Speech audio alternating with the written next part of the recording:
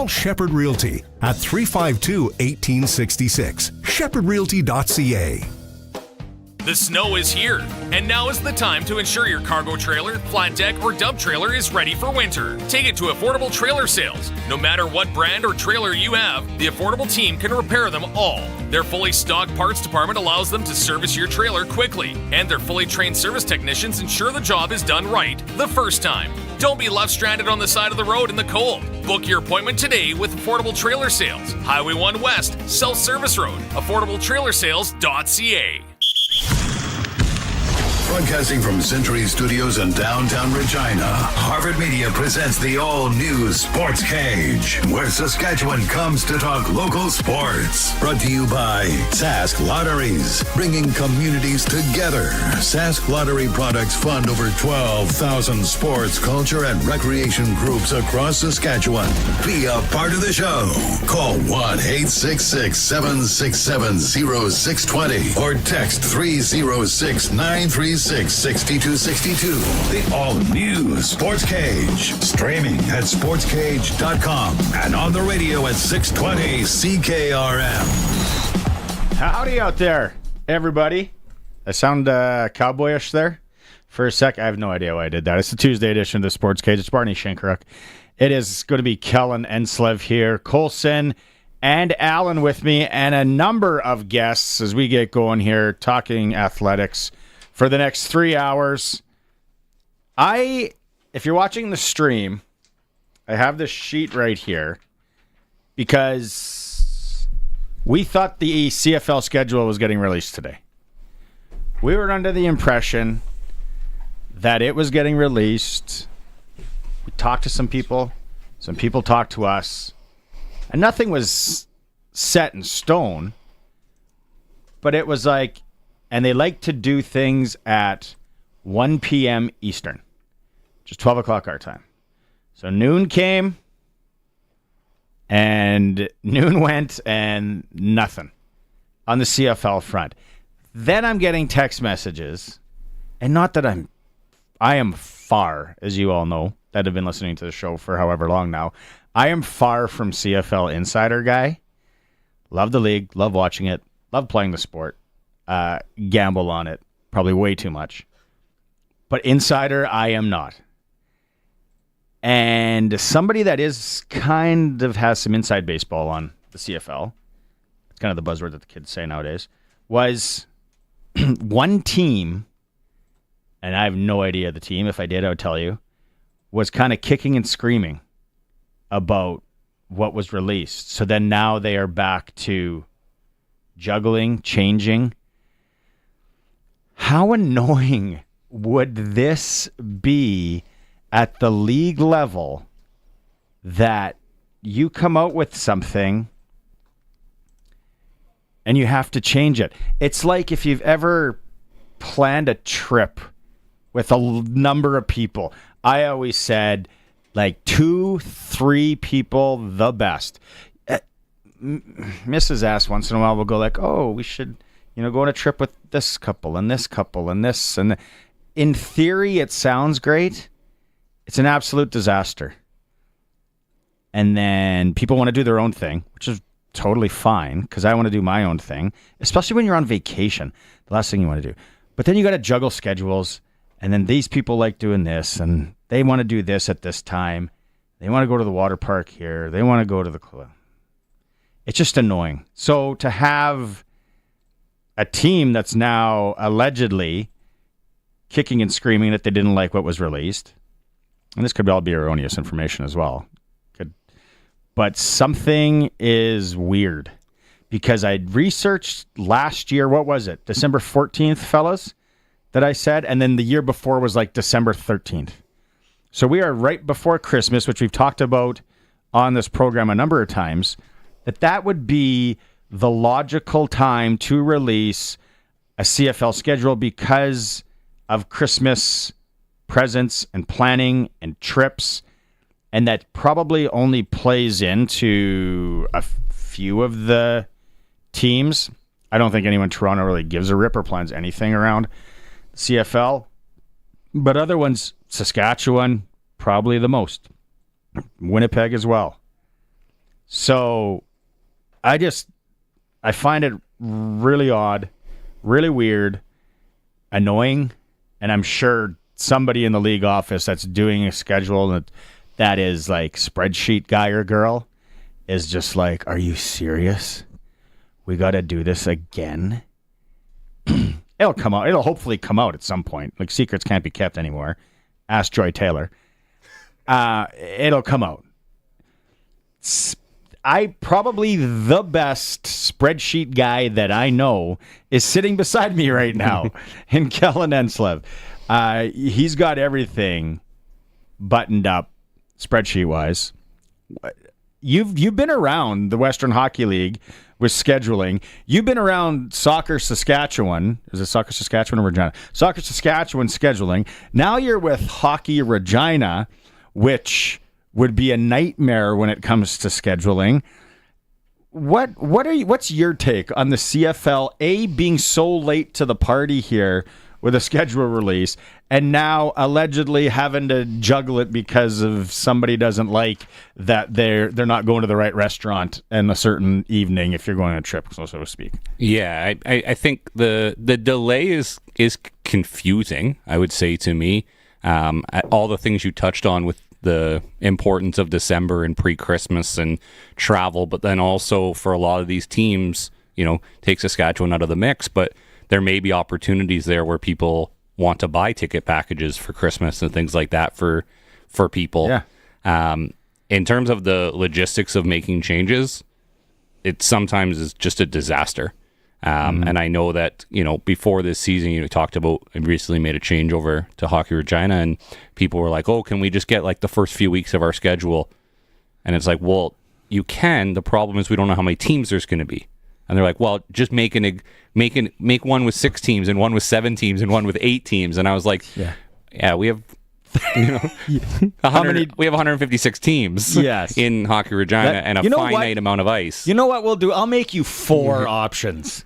Give me a break. I actually laughed last week because God bless Central Scheduling, the city of Regina, but I'm currently working on schedules for tournaments for next year, for the 25-26, to request the ice. I think Hockey Regina historically has been very good about using the ice that we ask for. Some other organizations maybe less so, but one of the requirements now is to send all of your complete schedules. And so in conversations with our new executive director, Amanda Hungle, we're trying to grow, we're trying to change.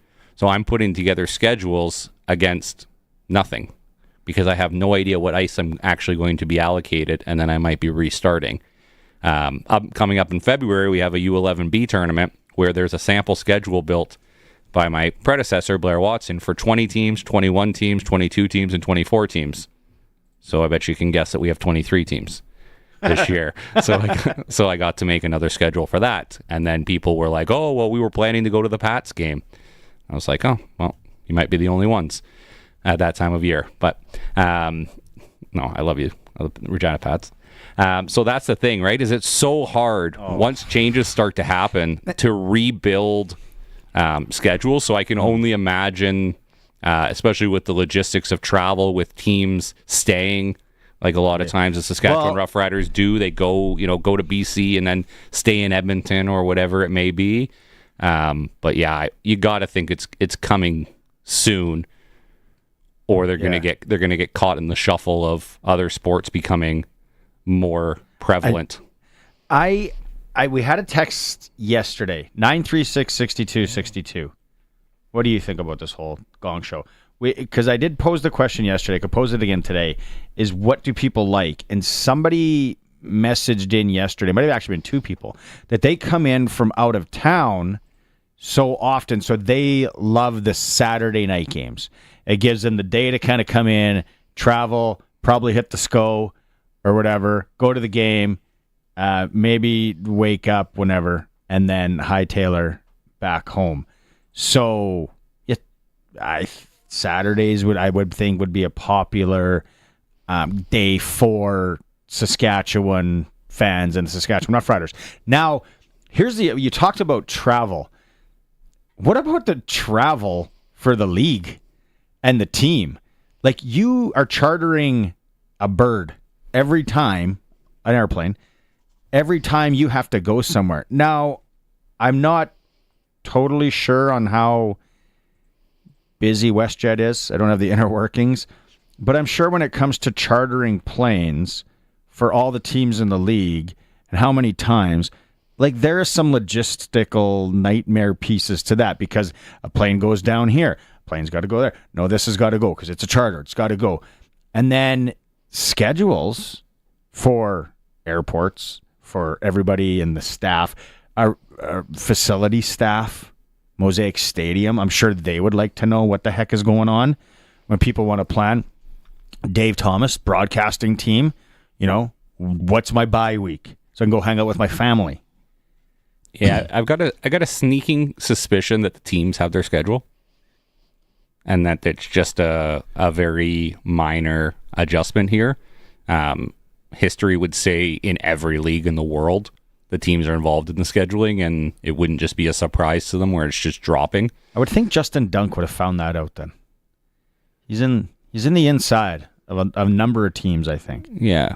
But I just think about, in terms of building their schedule, every league of relevance anywhere, the teams are involved in the scheduling, whether it's completely, even, all the way down to Roman's team, right? They're picking all their road games for the whole season. They pick every single time they travel. They get a whole mind map and they get to choose when they travel. Don't get me started on my daughter's team. We are going to Dodsland, Saskatchewan. Do you know where that is, Alan?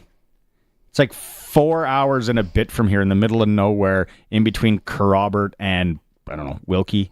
Anywho, you got to go to like Rosetown and then up.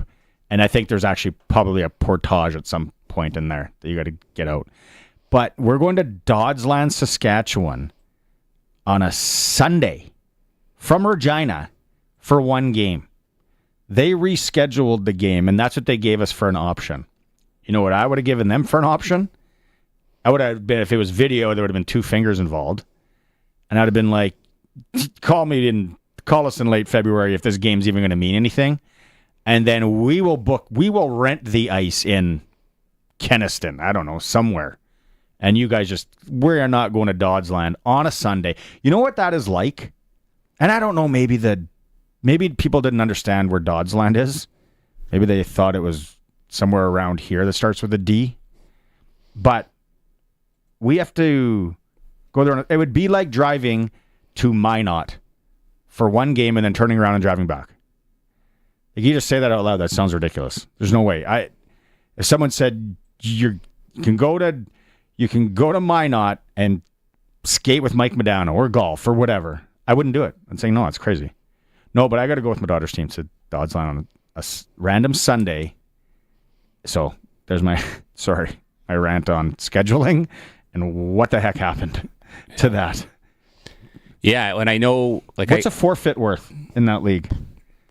I'm not sure. Local league, it's 5-0 and costs you nothing.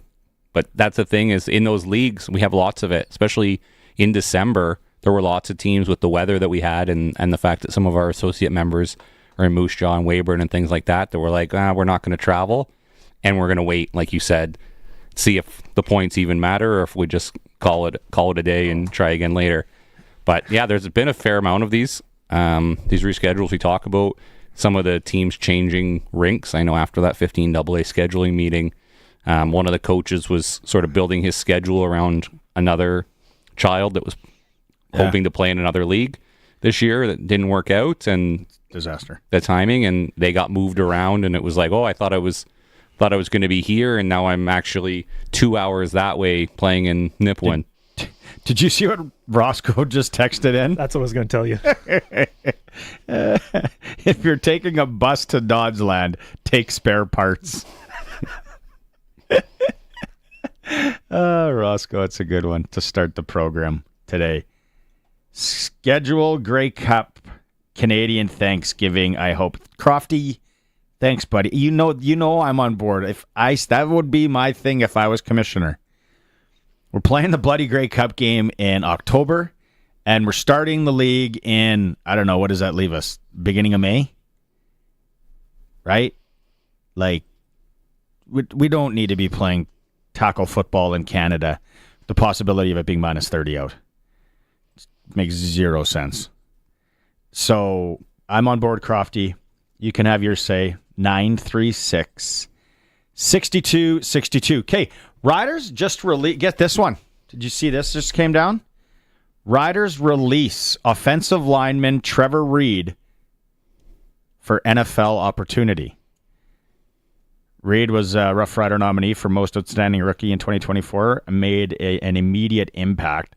Started in all 18 regular season ball games as well as the Western semifinal and played an integral part in the Rough Rider offensive success.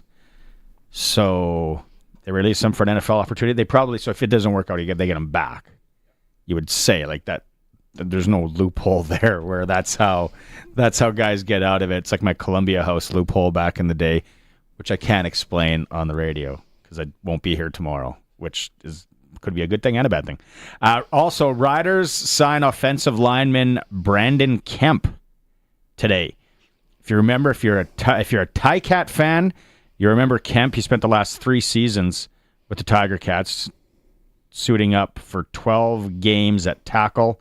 He's from Atlanta, Georgia, signed with the Tennessee Titans as an undrafted free agent following the 2020 NFL draft. He was on the practice roster there. Kemp signed with the Indianapolis Colts in April of 22, attended a little training camp there before signing with the Ticats in September. So some experience on the offensive line for the Riders. Brandon Kemp is in the fold. We'll see how he does at camp. There was no cheesy pun intended there at all. The Trevor Reed thing, best of luck to him as he explores an NFL opportunity down south. That's great for a rookie, right? He's young. That's obviously probably part of the reason, because he's still young. Still young and good. Yeah. Had a heck of a year. He's 24, born in 2000. Hey, I love it. We have a listener from Dodsland. Hey, I live in Dodsland, and yes, don't come on the 31 from Rosetown. Solid advice. Leave your name. Maybe when we're there, we can have a coffee. We might need a place to stay, by the sounds of things, when we're coming. I seriously woke up the other night at like 3 a.m. You know when you guys wake up at 3 a.m, you start thinking about stupid stuff, right? And that's I couldn't get back to bed because I was thinking about. It's almost like, was I dreaming that we scheduled a random Sunday game in Dodsland, Saskatchewan? No, it's real. So then I just kept churning the mind, the brain. Yeah, it's real interesting. So the rider schedule and the CFL schedule is out there. Kellen thinks the teams know. Maybe they got a little bit of a sniff, but I don't know how much they would. Something's weird, and I want it to come out. I want somebody to rat out somebody on who's holding up this mess of a schedule release. There's a lot involved when you start breaking it down. It's too bad Ryan Pollock wasn't here today. He's been in the inner workings of the CFL schedule, and he would be like you're not even thinking about this that they got to schedule and this that they got to. What about good hotels? Some places are hard to come by.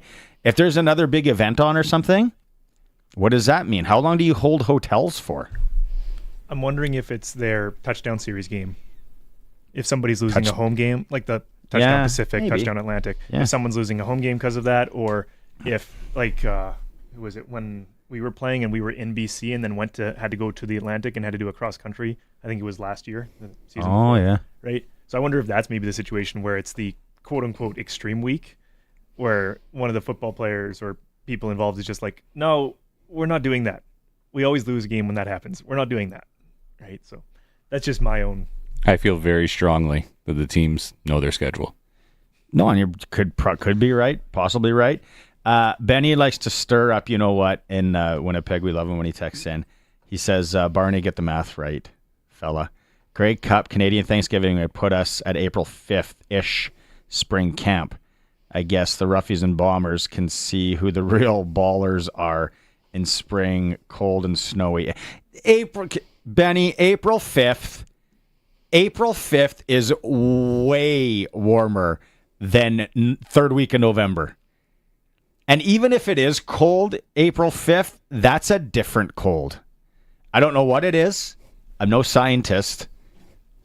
Or doctor, unfortunately. It is different. April 5th is okay. April 5th, we're like borderline wearing short pants outside. It's an exit cold as opposed to an entrance cold. Exit cold, right? Entrance it cold. It used to be very cold, and now it's less cold, so we're excited. Yeah. Whereas November is an entrance cold. It's like, oh my God, how is it this cold outside? Why do I still live here? Etc. And the November cold wind, way different than an April and May wind. Remember the outdoor game in October back in 2019? That was the coldest I've ever been in my entire life, and it was October. The hockey game? Yeah. It wasn't that cold, was it? It was I know. Beautiful. It was October. Yeah. It was about 40 below, I think, for the Pats game on the Sunday. The Pats game was nuts. Sorry, the NHL game the day before was great, and it was like picturesque, like perfect. The snow started coming down, and then someone was saying, yeah, so the Winnipeg Jets are going straight from here to Newport Beach because they start their California swing. And I'm like, what a life. I had a friend who works there. He does pyro for the Riders and stuff during the Rider season, and he had to be on the roof for their pyro on the roof. So everyone else was great in the stadium. He was up with the wind and did not have a great time, but still heck of a view for the game. Changing rink boards at 2 a.m., very cold. Oh, yeah, that's a lot of work involved. But the moral of the story on this is if the Sports Cage ever wants to do any kind of pyro at a live event, we got a pyro guy. Colson's got a guy. Okay. I don't know. Does anyone have any insight on the stinking CFL schedule? This is getting weird. Where's Josh Shaw when we need him? Facilities. Where is Shaw's? He's facilities at Mosaic Stadium. What do you know, Josh Shaw? Worried about... You're out there in the Sports Cage. This is the Banana Bandit looking for you. He's worried about his Minnesota Vikings at the present time going to California, as is one Arash Madani, who we will talk to in hour 3 today. We're switching it up. Arash is going hour 3. Suits is into hour 2. Benny Walchuk, allegedly coming in live to do the SJHL report, also in hour 2. In hour 1 here, momentarily, we are going to talk WHL trades. We're going to bring in Dustin Forbes, voice of the Lethbridge Hurricanes, as the Canes make another big deal last night, nabbing Caden Price from the Kelowna Rockets, on the heels of the Medicine Hat Tigers down the road from Lethbridge. If you're geographically challenged, they're really close together in Alberta. The Tigers nabbed Molendyk from the Saskatoon Blades. Everyone was wondering where Tanner Molendyk was going to go. I did not. It surprised me. How about you? Medicine Hat. That most surprised. So what Saskatoon gets back? Do you have the Price one up there? Let's go to the Molendyk one first. What Saskatoon gets back? First round pick this year. That is huge. So if you're a Western Hockey League general manager, you want a first round pick any year. There's a good chance that how many teams in the league? 22. There's 22 excellent ice hockey players out there that are 15 years old that you want one of them and you want to groom it. Then they get a second round pick this year. So the cupboard is starting to fill up. Good move, Colin Priestner. Then they get a third round pick next year. Then they get a fourth round pick next year. Like the sounds of that. And they get a fifth rounder in 2028. A great move by the Blades. I think we were talking was it John Keane when John Keane was here or on the program last week. John's an old buddy of mine. Comes on, no questions asked. He said that Molendyk, they were hoping to get 2 first rounders. Well, Harsani was a first in 22, so it's a 17-year-old first-round pick. So I think when I think back to my time with the Pats, and I spent a lot of time with John Paddock and with Dale McMullen, when they talk about this, it's always there's somewhat an element of where you are. And obviously, Saskatoon's very much in their rebuild. Last year was when they went for it. But it depends on what you're trying to time. And so sometimes getting a 17-year-old first-round pick is actually better than a 15-year-old first-round pick. So they got 20. Yeah, that's the other part I was going to get. 2007 born Hayden Hersani, 2007 born defenseman Jack Kachowski, and then the 5 draft picks, like I said. So Hersani was a first rounder. Yeah. He was 16th overall in 22. That's why this conversation with Dustin Forbes coming up is very interesting. That central, and John called it last week. I said, what about the U.S. division and the BC division?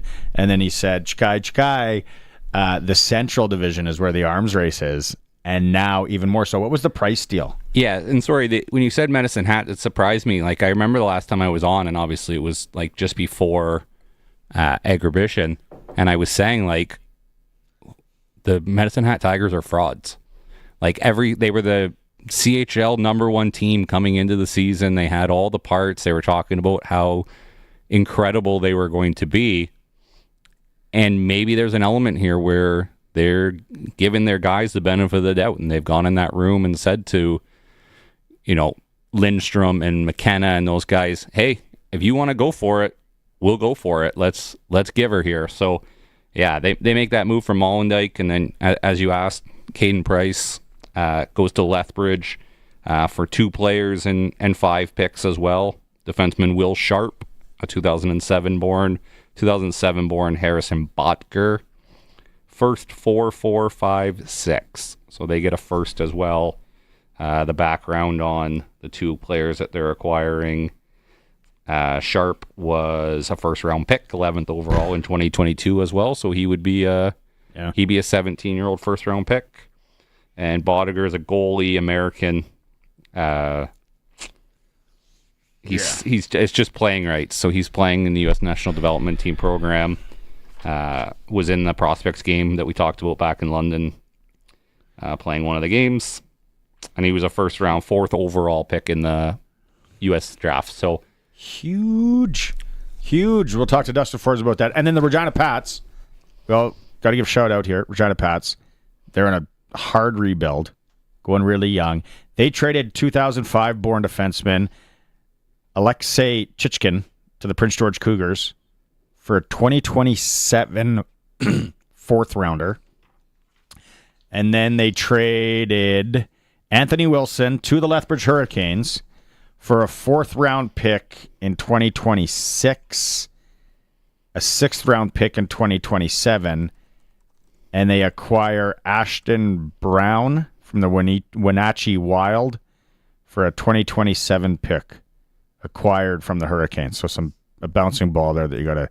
But basically the Pats are kind of letting guys hit the highway that don't want to be here and just aren't going to be part of the rebuild and play the young guys.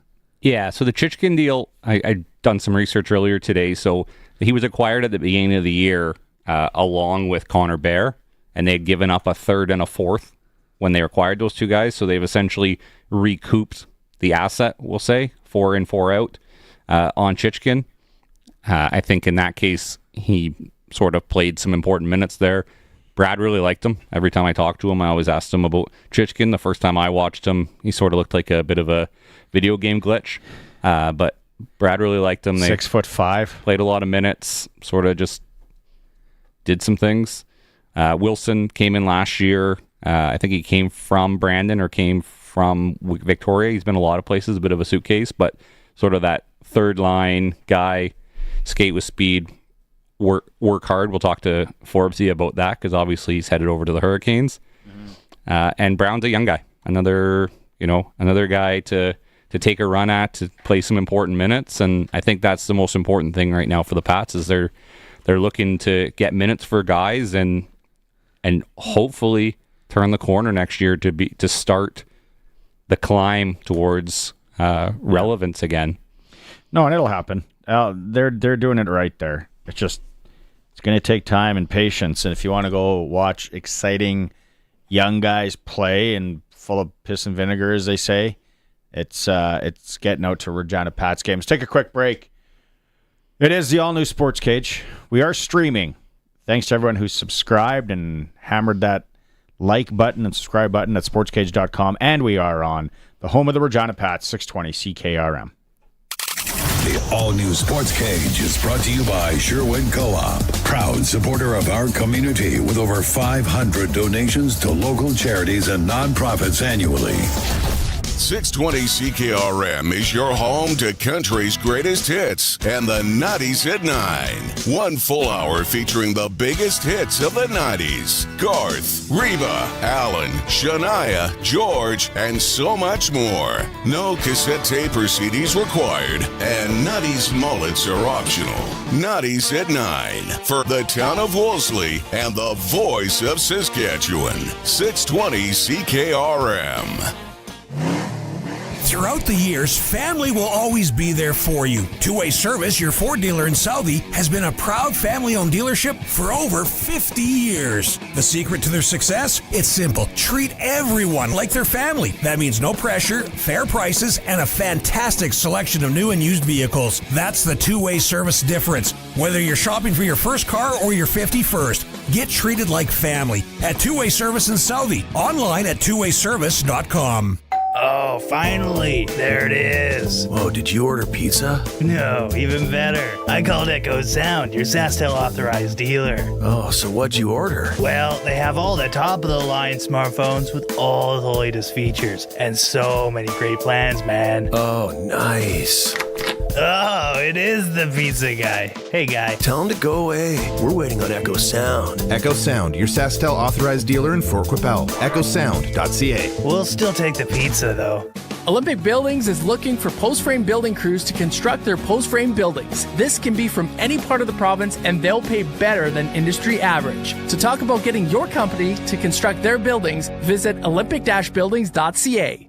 The all-new Sports Cage. Watch our live stream at sportscage.com and on the radio at 620 CKRM. Welcome back. The Sports Cage on Tuesday. Saskatchewan Lotteries. Full slate of NHL games tonight. If you're going to go sprinkle away, maybe grab yourself a Sports Select ticket or over on Coolbet. I was looking. Oilers are minus 147 in Boston to take on the Bruins. Philadelphia hosting the Leafs. They're minus 130. The Preds are at the Jets, minus 147 for the Jets. Don't mind that, although the Preds are desperationville right now. Sens in Detroit. Do we got an update on Brady Tkachuk? Anybody didn't hear anything? How he's doing? Went off the ice yesterday, all weird. Then the other games, Dallas Rangers, Carolina, Tampa Bay, Columbus, Pittsburgh, St. Louis, Minnesota. Locally, Melfort's and the Battlefords in the SJHL. Notre Dame is at Kindersley. We are going to get to our extreme hockey WHL report momentarily. The Pats, they're back in Moose Jaw on Friday and then home to Portland on Saturday. Moose Jaw's in Lethbridge tonight. Like I said, Dustin Forbes is going to join us right away. He's got to work this evening. And Saskatoon is at Red Deer, Vancouver's at PG, and Victoria's in Seattle. Need to mention, what was the final? Did we get the final scores at 5-0 Canada in that game? Strikers Zablocki and the U18 Canadian women beat Czechia 5-0. Confirmed. Ava Drabic and Aleda Corte from Saskatoon are on the team. We should have sent Striker to the World Juniors. Striker would have worked the bumper on the second PP. Yeah. Good player. Put her with Tanner Howe, 2 PA hockey players playing there. But like this, you wanted to, okay, what's the one you wanted to mention? There's so many trades actually, Tay, when you go down, other teams, Western Hockey League wise, Moose Jaw and the PA one you wanted to touch on. Yeah, I just thought it'd be worth noting PA trades for Ralin Kovacevic from Moose Jaw. But they get back in return Grand Coulee native Luke Mraz, as well as the Polish prince Krzysztof Macias, and a 4th-round pick. So obviously there should be a large jolt in ticket sales at the Moose Jaw Event Center, acquiring 2007 born player Luke Mraz, former Regina Pat Canadian, and Grand Coulee Bulldog. Western Pizza, perfect night. The generous amount of toppings and all that pizza, all the Greek food you love, souvlaki, ribs, salad. Just can't make that at home. Call your local Western Pizza. Let's go out on the Western Pizza guest hotline. joining us for the first time on the Sports Cage. I think it's his first time. I don't know, first time since I've been around. Dustin Forbes from Lethbridge, Alberta, voice of the Lethbridge Hurricane, Forbesy. I texted you last night, and I said, he's probably a busy dude right now. Like, what time did you get to bed? What time did you lay your head down last night? It was this morning, that's for sure. Yeah, it was a busy night last night and a busy day today.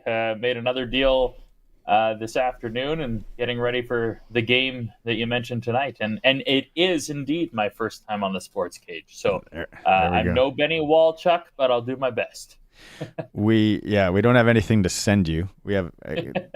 But once we get some swag, we'll shoot you across. You have Benny Walchuk coming up, SJHL report. Like we had John Keane on last week, and he stopped me in my tracks when I said like that BC US, like it's going to be a bloodbath out there. And he said, wait, the arms race is in the Central. And then now all this comes down yesterday with Medicine Hat getting Molendyk, you guys getting Caden Price. It is getting tough there. Is anyone else going to jump into this? Like, I know Calgary's made the move. They got Howe. Are we expecting anything from Edmonton now, or are they going to kind of do the Homer Simpson back up into the shrubbery? If I was Kurt Hill in Edmonton, I'm not sure I would ante up anything. They own Seattle and Moose Jaw's picks in this year's draft, their first rounders, and those are both probably going to be lottery picks.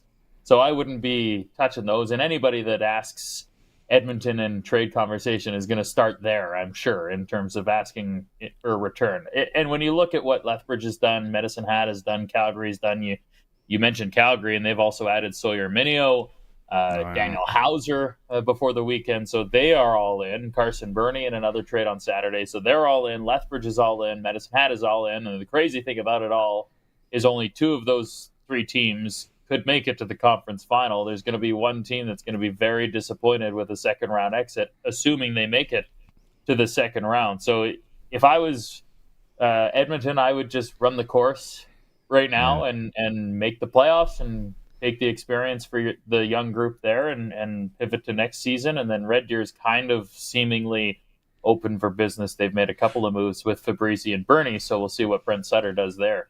Yeah, okay. So on the heels of that, do you see Kalen Lind going anywhere? Well, I mean, I'm sure he's taking calls. I'm sure that the ask is probably pretty high.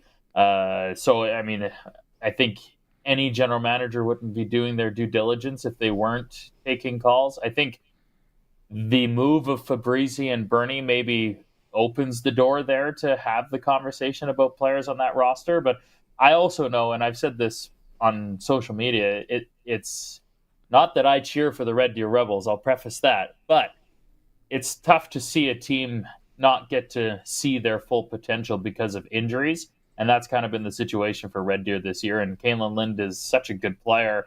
The Southwest Saskatchewan kid would be a great add anywhere, I'm sure, especially when you think about guys that you want to win with in the playoffs. Forbesy Kellen here. Great to have you on. Long time no see, buddy. It's been a while. Yeah. As we look at trades elsewhere, were you somewhat surprised by the Tri-City move today, going out and getting Alec, or do you think this is more of a change of scenery thing for Alec and Jordan Gavin? Yeah, I think that's a good hockey trade for both teams. And you look at the Western Hockey League now, and it's buy now, sell now, right? It's that buy and then sell mentality to be able to win. I think that's a really good hockey trade for two organizations that get really talented players. Charlie Alec hadn't had a great season in Brandon, so maybe a change of scenery for him into Tri-City, and they've got a really good defense, and Stu Barnes does such a good job as the head coach there. And Jordan Gavin's a really high-end offensive guy, was a former second overall pick in the Western Hockey League prospects draft. So I looked at that as an opportunity, I think, for both of those teams, not only to maybe address needs that they needed to address right now for them to have success this season, but looking ahead to next season for them to be able to take a step, and maybe two players that needed a change for sure. Okay, let's go back to the Central. And for people that are listening that don't know, a lot about it, maybe they haven't gotten to a game to see any of these teams. Like, break down these teams, what you see in your hockey mind and your eyeballs that you get to watch them a lot. Let's start with your team, Lethbridge. Like, are they built back end up? Are they deep all the way through? Obviously, they make the trade. They got goaltending now. What's going to make Lethbridge tick to win and move over and play the West? Well, I think and I'm biased, of course, because I broadcast for the team and I work for the team, but when I look at the roster, I just think it's well balanced. You obviously add a really good goaltender who won a championship last year, and Jackson Unger as the kind of forgotten guy in the quote-unquote Braden Yager trade. It was also Jackson Unger that was part of that deal too, and everybody seems to forget. And Jackson's been really good since coming over in that trade. So you show me a championship goaltender, I'll show you a team that has a chance to win.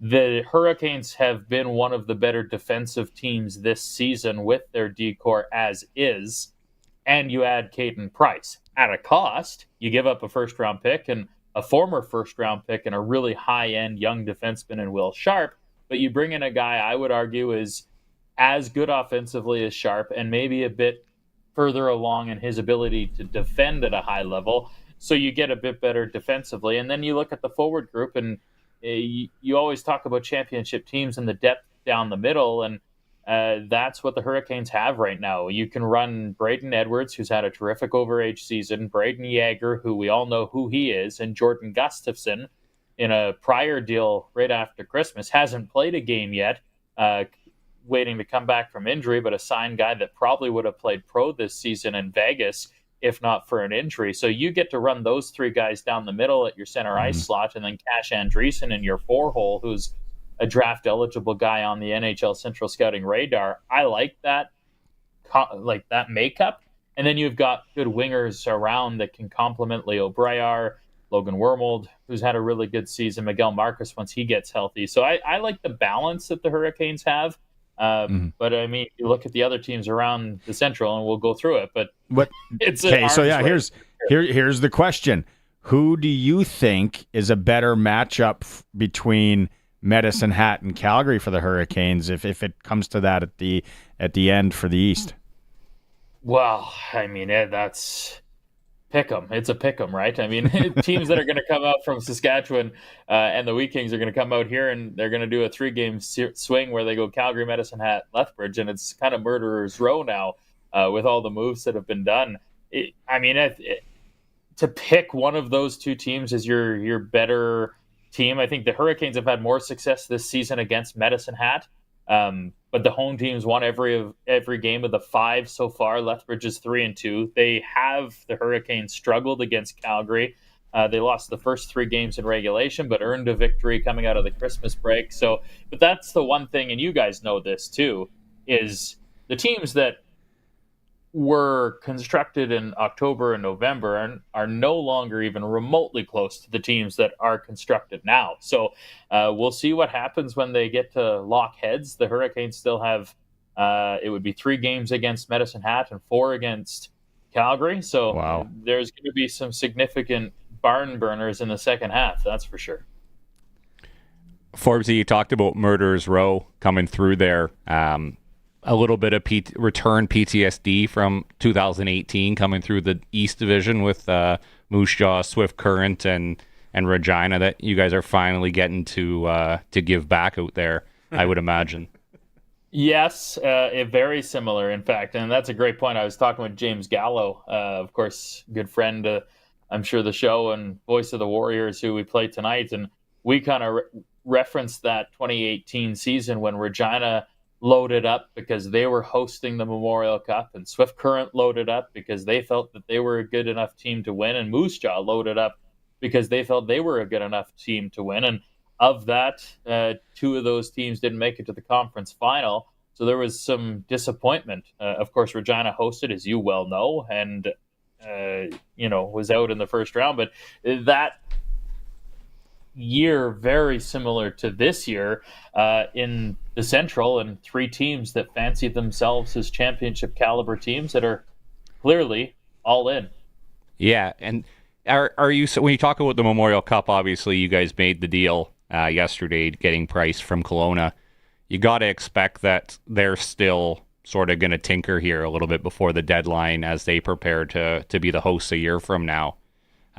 Is there other guys on their lineup that you think could be seen into this arms race that we're seeing in the Central? I have to assume that Bruce probably is trying to get guys east as opposed to staying within his conference. Well, selfishly, I hope they all get traded in the Western Conference, just because I'm not sure if there's any more places I'd want to see them go in the Central specifically. But you look at their lineup, and there's a couple of pieces that they still have to be able to move. Most notably, I think the first name that comes to mind is Andrew Crystal. He's had such a terrific season, and everybody talks about how good Gavin McKenna has been this season for Medicine Hat, and for good reason. He's an exceptional player, but Andrew Crystal has a better point per game rate this season than Gavin McKenna, which is wild to think. So there's going to be I'm sure there's a long list of teams that are lined up at the door to have conversations with Bruce. And Bruce has done it before, and he's been such a good general manager and owner in the Western League that he has a pulse as to what he needs to do to be able to position his team to be able to get young talent. And I think the Caden Price deal is a great example of, I think a lot of people were looking at Caden Price and Andrew Crystal as being potentially on the market and what those two pieces would bring in. And in Caden Price's case, a lot of people circled 2 first-round picks. Well, you get a player in that deal from Lethbridge and Will Sharp, who next year is going to be an 18-year-old who will get drafted this year and a first-round pick. So I think it's a savvy move from Bruce's standpoint to be able to get both needs of a player that can help you now, a player that'll be a big part of your team next year, and the draft ammunition. So I wouldn't be surprised if that's the type of deal that you see Kelowna pull if, and I imagine when, an Andrew Crystal deal gets done too. And furthermore, Stancil, I mean, he's a player that I wouldn't be surprised if they look to potentially move as a guy that, was at the World Juniors and would be a 2-spotter next year as an overage. So he would have some value, but there's only going to be a limited amount of teams that might be in the running for a guy like that. Well, now that I got your number, Forbesy, you will be utilized like a first liner here on the Sports Cage. And you know what? I was talking to a guy today, and we were joking back and forth, and I said, you watch that East Conference final. Last year we got to watch with Moose Jaw, and then Portland came here. It is such good hockey. It is so exciting. It's springtime. It's nice out. I can't think of a better 4-hour jaunt with the golf courses open to go watch Lethbridge and Medicine Hat play in the Eastern Conference final. So you never know. Keep your head on a swivel. Hey, yeah. I'm available. Call me, as they used to say, as they once said in the newsroom. I don't know if you guys watched that show, but I'm available. Call me. The idea of a Medicine Hat Lethbridge conference final would be incredible. I think it would be so. And here's a fun fact for you guys: the Highway 3 rivalry, as it's dubbed, right, Lethbridge and Medicine Hat, in the 37 seasons. This is the 38th season the Hurricanes have been in the Western League since relocating from Calgary. Lethbridge and Medicine Hat have only played in the playoffs twice in that time. Both went 7 games. Lethbridge was victorious in both. So, yeah, there we go. Little tidbit for us there. Thanks so much, Forbesy. Have a good call tonight. Moose Jaw in town. Looking forward to seeing how things shake out. And of course, like I said, we'll have you back on. Thanks, gentlemen. Say hi to my friend Benny for me. We will. That is voice of the Lethbridge Hurricanes. Who just made another massive deal yesterday, getting Caden Price, Dustin Forbes from Lethbridge, Saskatchewan. Let's take a quick break. Lethbridge, Alberta. Medicine Hat Lethbridge final. That excites me more than a Calgary anybody final. I want to see those two teams. And like what he said, it hasn't happened that often. The Highway 3, couldn't remember what the highway was. Yeah, it's funny because, nobody really loves the NHL markets in our league. The Calgary and Edmontons, they get enough of it. But yeah, I think you have Pete Anholt and Willie Desjardins, two of the classics of the Western League going at it. So yeah, I'm pulling I'm pulling for those guys. Mustache versus no mustache. You never know who's going to win. It is the all-new Sports Cage. We're streaming at sportscage.com. You know what they say about trust. Trust goes both ways. And hey, that doesn't just go for people. It goes for you and your vehicle too. If your vehicle seems to be telling you something's wrong, you have to trust that instinct. Visit your local Integra Tire dealer for all your car's mechanical service needs. You want tires you can trust from a dealer you can trust. Trust your locally owned Integra Tire dealers. Karst Holdings Assiniboia and Schlamps Tire Grenfell. Truly local. Are you afraid of losing your car or home due to debt? Don't let fear or shame hold you back from seeking help. Bankruptcy is not the only option. A consumer proposal can reduce your monthly payments, lower your overall debt, and allow you to keep your assets. My name is Jasmine Brown. I'm a licensed insolvency trustee at BDO here in Regina, and I'm here to help you tackle your debt. Take the first step towards regaining control of your finances. Call 1-833-BDO-TALK or visit bdodebt.ca to learn more. Meet your new favorite shade of green. At Nick Service, we offer the Fendt 500 Vario Series tractor that's tailor-made for your farm. Get better stability, ease of use, and comfort with one tractor. Whether you're feeding, tilling, baling, or hauling, this series is built for your farm. Experience up to 163 horsepower with this multi-purpose tractor. Visit Nick's Service in Emerald Park or go to nickservice.com to get a quote on the Fendt 500 Vario Series. Sask Lotteries has 50 years of winning behind us. And you know what that means? Lots of winning numbers. Numbers like over 1,200 organizations funded and 12,000 plus groups supported. $6 million given away annually in community grants. And the winningest number of all? $1.4 billion given back to the people of Saskatchewan through sport, culture, and recreation. And we're just getting started. Help us grow the next 50. Learn more at sasklotteries.ca. Hey, it's me, Terry, the Talking Tire. Have I got something for you? Regina Motor Products has got instant rebates on all the top brands when you buy a set of 4 tires. That's a $120 rebate on new Bridgestone Blizzak tires, $90 rebate on new Pirelli Ice Zero Asymmetrico tires, or $70 rebate on all other Pirelli tires, $90 rebate on new Firestone winter tires, $65 rebate on new Michelin tires, and $50 rebate on new BF Goodrich tires. Regina Motor Products has your winter tires. Visit rmpchevrolet.com. Take a short drive to save big at Watrous Mainline GM. Watrous Mainline GM has an amazing selection of new and pre-owned vehicles in stock, and they're ready to make you a deal. And don't forget, Watrous Mainline GM wants your trade. They'll pay top dollar for your vehicle, any make, any model.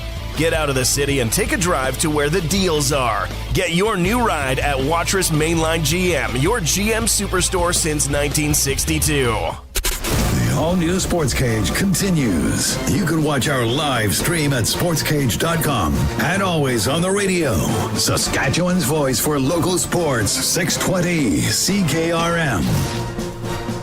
Lots of Dustin Forbes talk there. It was the WHL report for extreme hockey in Regina. The Yeti sale continues. You need anything Yeti. You've never seen their selection of Yeti?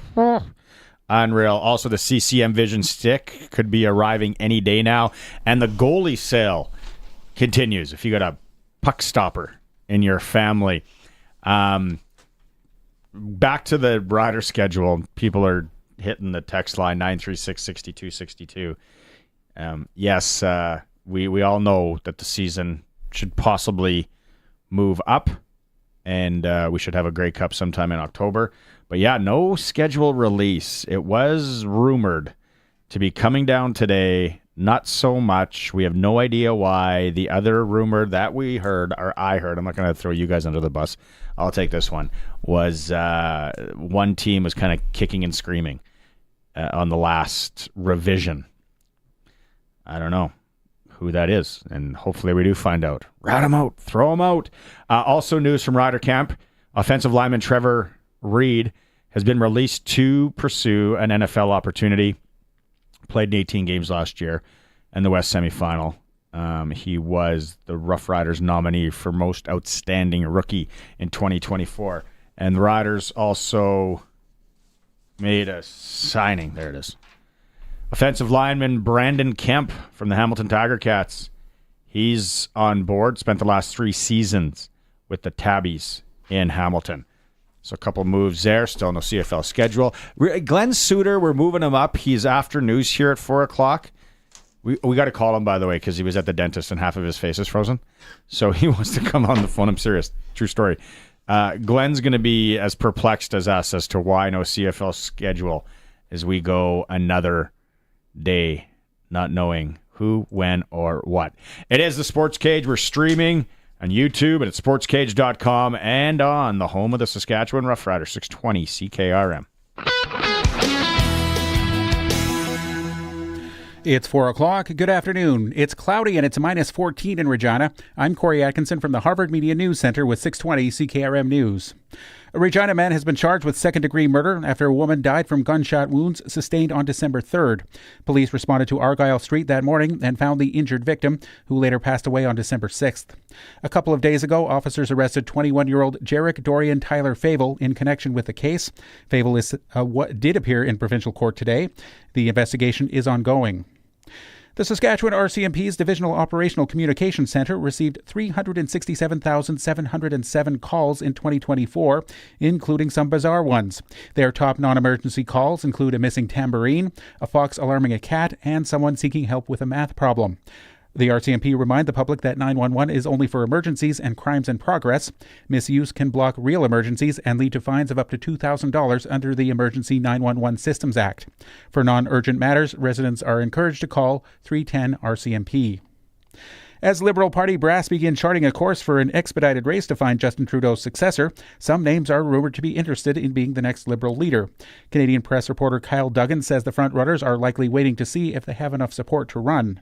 A lot of people are making phone calls to Liberals to find out, gauge how much support they have. They're going to have to do a lot of fundraising and so on. So a lot of names are going to be floated, or a lot of people are going to be considering whether to run.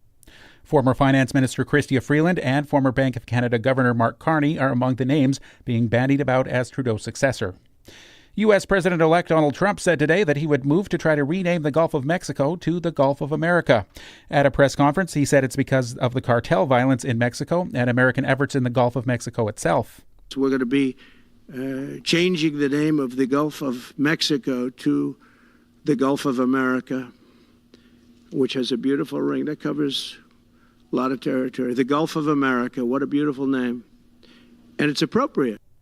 Well, there's a possibility that Trump could change the name. It's not a unilateral decision, and other countries don't have to go along. In the tech world, the beginning of the new year means all eyes are on Las Vegas for CES. Mike Dubusky reports. CES this year is playing host to big names like Samsung and Hyundai, but the annual trade show is often more of a place for startups to have a breakout moment, and there are plenty of them, says Gary Shapiro, CEO of the Consumer Technology Association. So we have an area called Eureka Park. There'll be over 1,100 small startups. And a major focus this year, AI. Obviously, generative artificial intelligence will be the big deal of the show. I think about half the exhibitors will be talking about that. Mike Dubusky, ABC News. That's your 620 CKRM News. Read more stories from around your community and around the province at sasktoday.ca and 620ckrm.com. Your weather is next. As the snow falls, so do the prices at Crawford's No Frills. It's important to keep the cupboard stocked full with your favorite comfort foods for these long, cold winter months ahead. Crawford's No Frills is here to make sure you get exactly what you need. They keep their prices low so your spirits remain high. Warm up this winter with Crawford's No Frills. No bells, no whistles, no frills. Say yes to Crawford's No Frills. They won't be beat.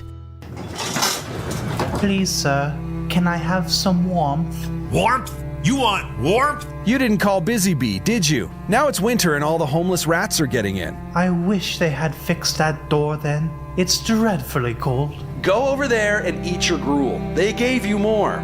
If rats are getting in your garage, just call Busy Bee. They can fix or replace any commercial or garage door. Please, sir. Shut up. Busy Bee Doors, the garage door specialists. And now it's time for your 620 CKRM Precision Weather Forecast for Line X Regina. Serious protection, killer looks, 1865 McCarra Street. Tonight, partly cloudy with the temperature rising to -7. Tomorrow, partly sunny and a high of 0. Thursday, partly sunny at times and a high of -4. And on Friday, sunshine and a high of -8. At this hour in Moose Jaw, there's some fog. Winds are from the southwest at 28 and it's -8. Regina is cloudy. Winds are from the southeast at 15 and it's -14.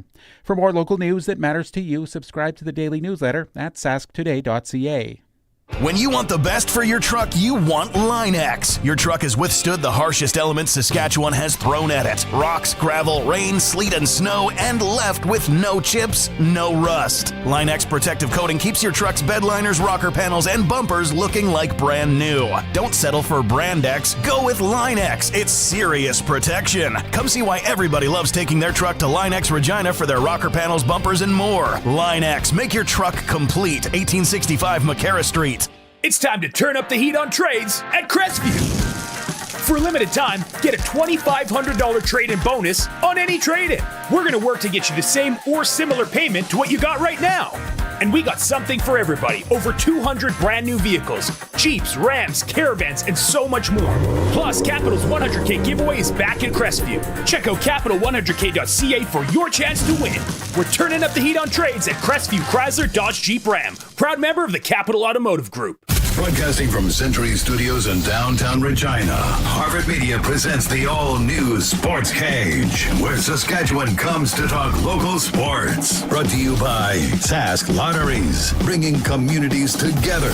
Sask Lottery products fund over 12,000 sports, culture, and recreation groups across Saskatchewan. Be a part of the show.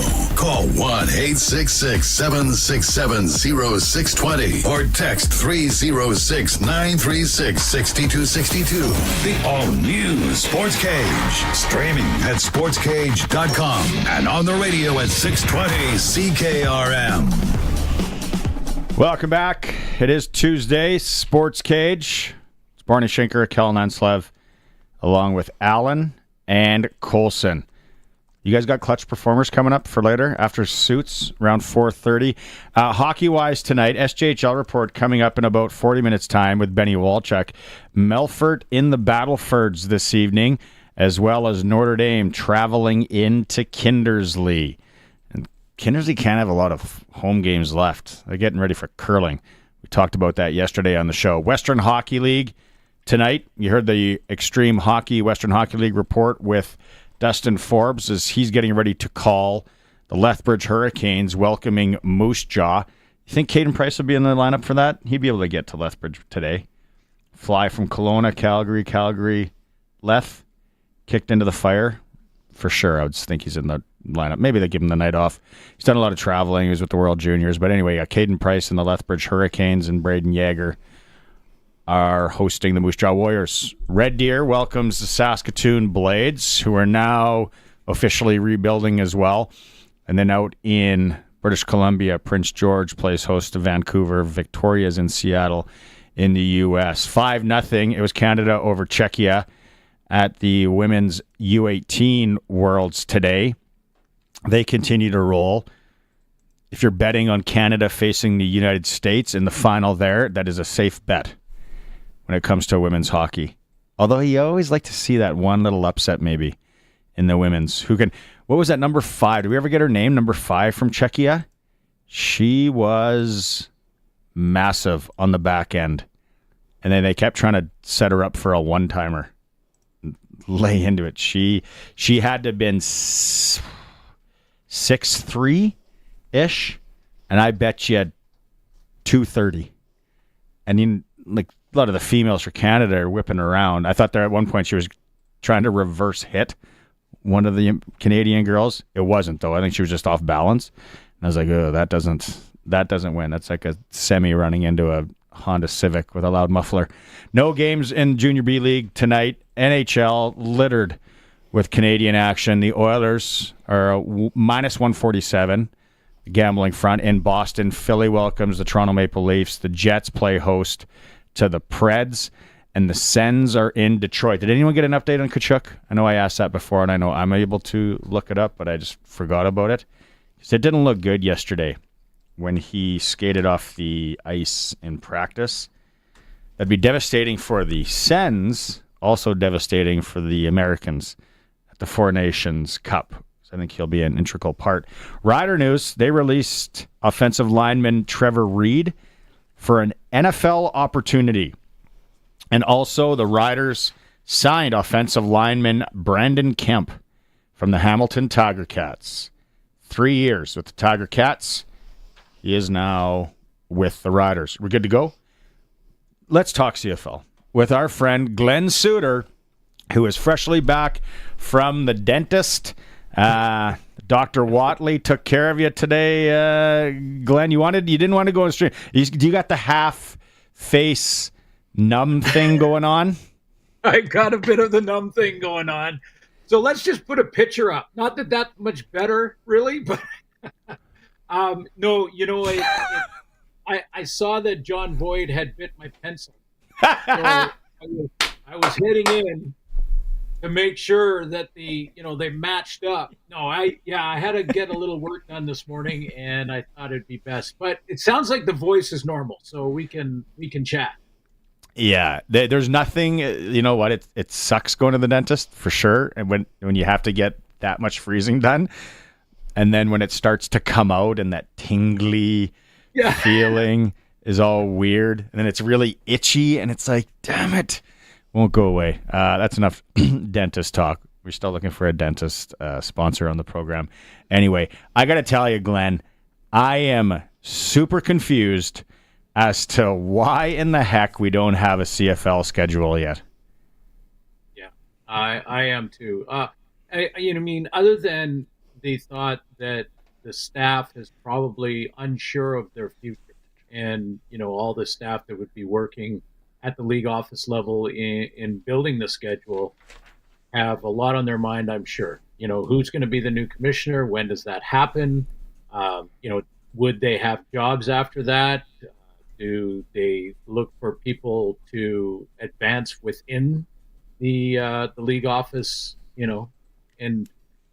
Would a guy like Greg Dick, who's the head of football ops, would he be considered for the new commissioner role? And if that's the case, how much time is he spending, or can he even spend putting the schedule together? All of that sounds like a bit of an excuse for the league office, because as we said last week, this schedule should have been out before Christmas. Yeah, and we were talking about it in hour one. Like, a lot of things hinge on when these games are going to get played, and in different cities and stadiums and staffing and airplane charters, and the list goes on and on and on. Like, I wonder if I think we'll find out at some point. Something will be leaked on who the difficult party was in getting this done this year, Glenn. Well, and I know that there's been some that have sort of speculated that maybe TSN has a major role in this delay. Oh, you TSN guys! Yeah, I've had a conversation with a senior producer at TSN about this. I gave him a call yesterday to try and figure out if there's anything that we're doing, and he suggested that wouldn't be a factor, even if some people have said that TSN might be up for sale. Is that what's holding this off? And none of those rumors, as far as I've heard, have any truth to them at all. So let's just bury all of that. But the fact that TSN has requests is certainly, that's factual. But the thought that they could stop the production of the schedule and hold it off is just not realistic. The league is its own entity, and they can build the schedule at their pace. And we all think and believe it should have been before Christmas, of course. Because there's a selling opportunity there, and they've missed that window. So that's disappointing. Again, I think this changeover in commissioner has a lot to do with it. But let me squash any rumors about TSN being for sale or TSN having a major impact on the delay of the schedule coming out. It just doesn't work that way. I just came out, news release, Glenn. TSN has just been sold to Telemundo, American Spanish language television network. Si, senor. Hey, you get to go to San Juan, Puerto Rico. That's where their head office, that's where it was founded. Anyway, Riders release offensive lineman today, Trevor Reed, for an NFL opportunity. Commonplace, happy for the kid. Maybe just explain to people how this works when a team will release a player, especially a young guy like that, for an NFL opportunity. Yeah, well, every contract has this caveat to it, basically. So if any player, no matter what your contract says, has an opportunity, a real opportunity to sign a contract in the NFL and give that a chance, that they will be released from their deal. And the player, depending on the length of the term of the contract, the player is kind of bound by the team that let him go to start negotiations there or discussions there when they return, if they do. But no one in the league or in the CFL, any one of these teams or the league office for that matter, would want to hold back a player from making life-changing money. I mean, he's essentially doing the same thing, especially a guy like Trevor Reed. I mean, he's going to be doing the exact same thing down there that he does up here, but he's going to, if he makes it, make life-changing money. And that's, no one wants to hold any player back from that. However, when and if he gets through the, let's say, the grind of and frustration of a NFL contract, and in my time in this business, Barney, I just have seen it so often. And Nathan Rourke was a great example. You saw him in the preseason when he first went down. He was outstanding, probably the best, young quarterback, signed quarterback that year, rookie, in the preseason. And it didn't matter. He didn't get any reps in practice. He moved around from different teams, never really got any reps or a real opportunity, and he ended up coming back. It doesn't mean he can't play down there. It just means that there are politics involved that don't give you the opportunity that you need to show what you can really do. So I hope that Trevor gets that opportunity down south and he gets a real look. He's a great young player, rookie nominee, 24 years old, which is why this is it's a tough one, but we all hope that he makes it and makes big money for his family. And, maybe one day he returns. And if he does return, one of the major factors there, Barney, is how the team has built their culture, how the team and the organization has taken care of their players and their players' families. And, I think even if he was a free agent when it was time to return, if he does return, that he would pick the Riders because of what Corey Mace is doing, what they built last year, and that's why it's so important when you talk culture and how you treat the players throughout the season. Those are the times when it comes through free agency and when this happens and player goes down south and possibly will return. On the other positive side, and it's a chance for maybe people out there that are always complaining about Jeremy O'Day and Craig Reynolds and what are they doing? Well, no, they're always working, and it's always positive when you can get an experienced offensive lineman, as we saw last year. Your offensive line depth pool can't be too deep. They go out and get Brandon Kemp today, a guy that's played 3 seasons with the Tiger Cats. That's a solid pickup on the O-line for the Riders. Yeah, and if you look through their O-line, I mean, Logan Ferlin was the best O-lineman on the team last year. They lost Jamarcus Hardrick early.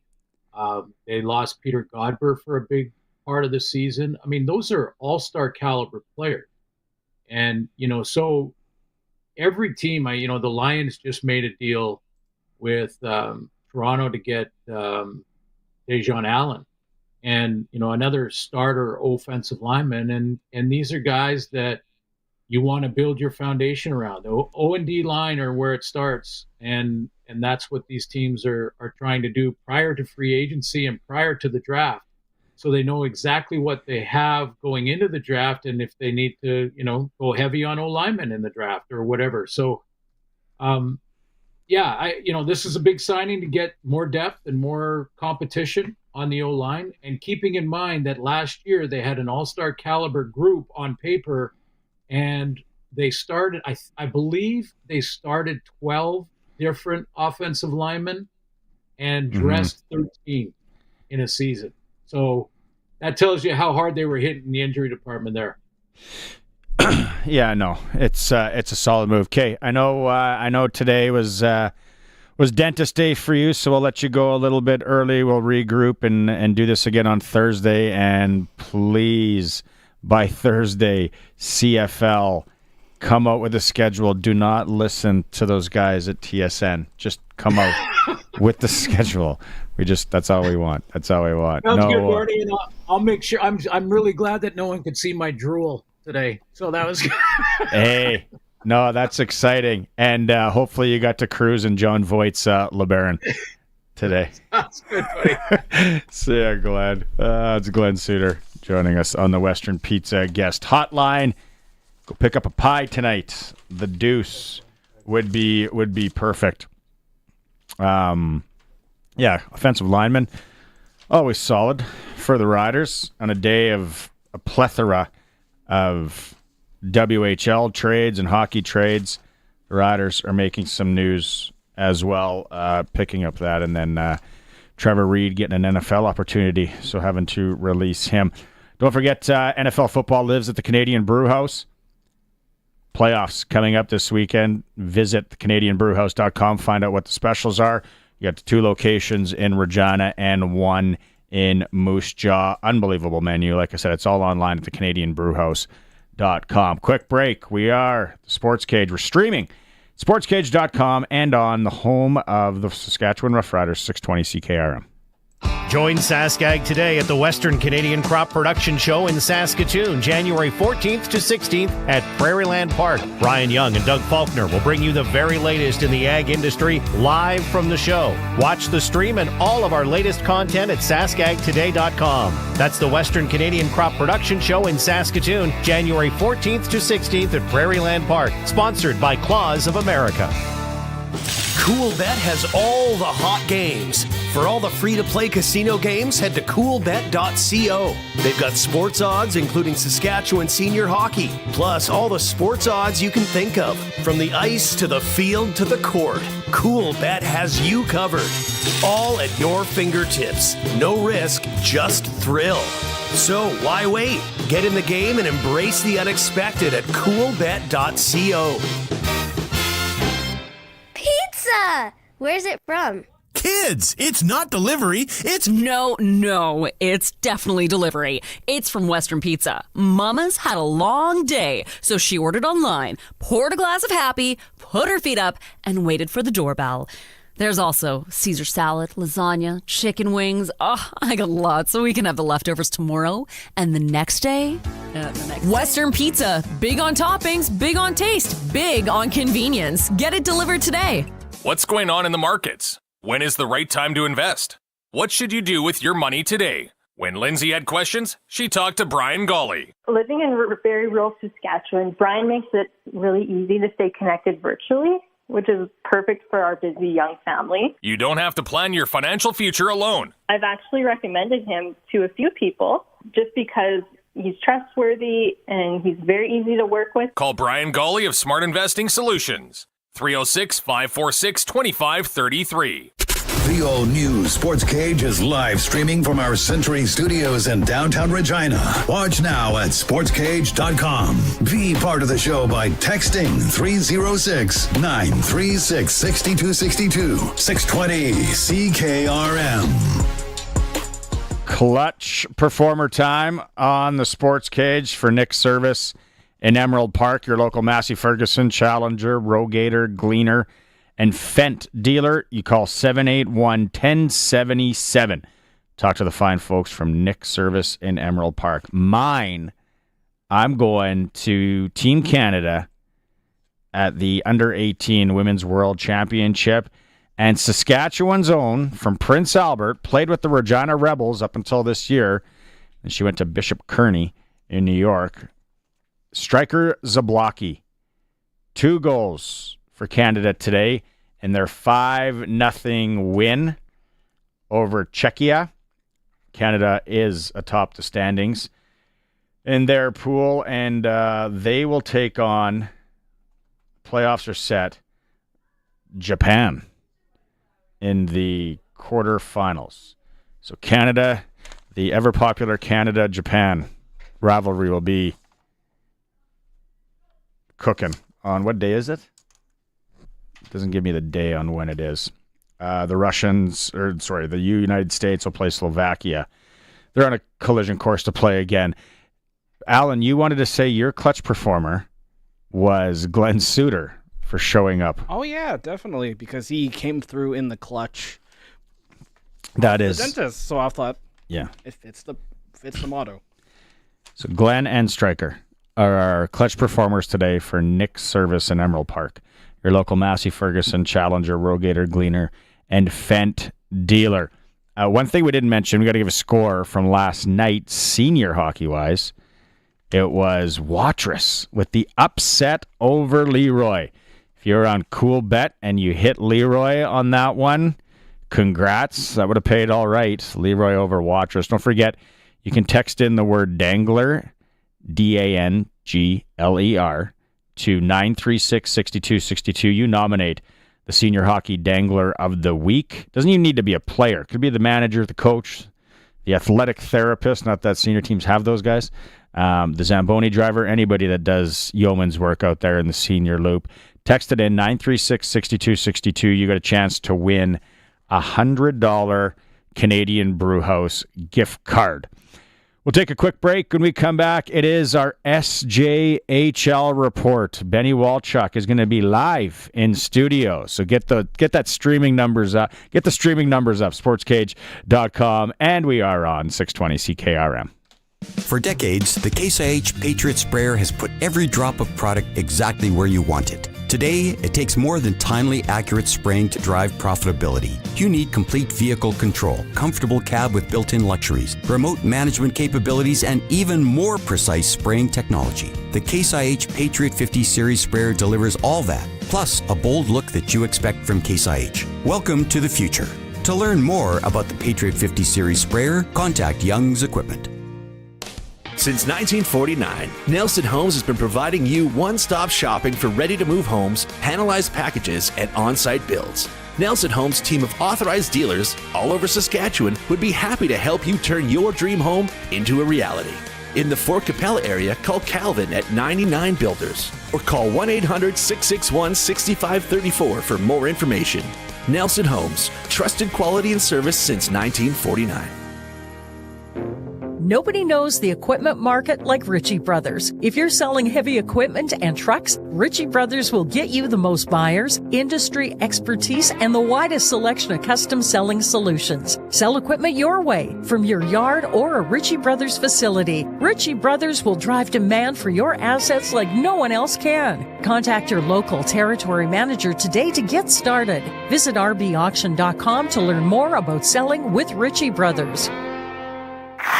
Time now for the Saskatchewan Junior Hockey League report on the all-new Sportscage. The SJHL report is brought to you by Southie Mainline, the Mainline Automotive Group's newest king of trucks. Southie Mainline, just 30 minutes north of Regina. Worth the drive, every time. Guaranteed. Yeah, and the deals out there, as the kids say, are sick right now. 2024... remaining 2024 is $25,000 off. Whew. Save up to $19,000 on 2024 heavy duties, plus 2024 Jeep Compasses starting at just $34,945. Crazy deals. As the kids say, the deals are slapping out at Southie Mainline Chrysler. Worth the drive every time. 30 minutes north of Regina, the new king of trucks up there. Benny Walchuk in studio, Sportscage studio in town. Do you have to make a Costco run, or what are you doing in town? I had the dentist too. So, did you? Yeah, but it wasn't as bad as sounds like Glen's was. But yeah, quick dentist trip and visit the girlfriend. Get some brownie points up. No dentists out there in Melville, Yorkton area? Yeah, but I got some. Tough to get in? Tough to get in, yeah. Tough to get in. Yeah, especially on Christmas Day today, here, Orthodox Christmas. So. Yeah, Ukrainian Christmas Day, you brought that up. It's kind of not being celebrated as much anymore, but it used to be a big deal. Do you ever celebrate pretty heavy? We did, yeah. And we actually had a little bit of a little one last night for Christmas Eve. So I had some salmon patties and had the shrimp and the meatless dinner last night with pierogies. So. How about the kutia, the wheat? Yeah, kutia with a little bit of honey and poppy seed in it. I used to love that as a kid, and then I don't know where my taste buds went south. And then now when we have it. Usually on traditional Christmas, that Mom will make the kutia, and I'm not a fan. And hey, I used to eat stewed nets too. Yep. That was absolutely weird. SJHL power rankings first. You can go to sportscage.com. If you don't always check out the power rankings.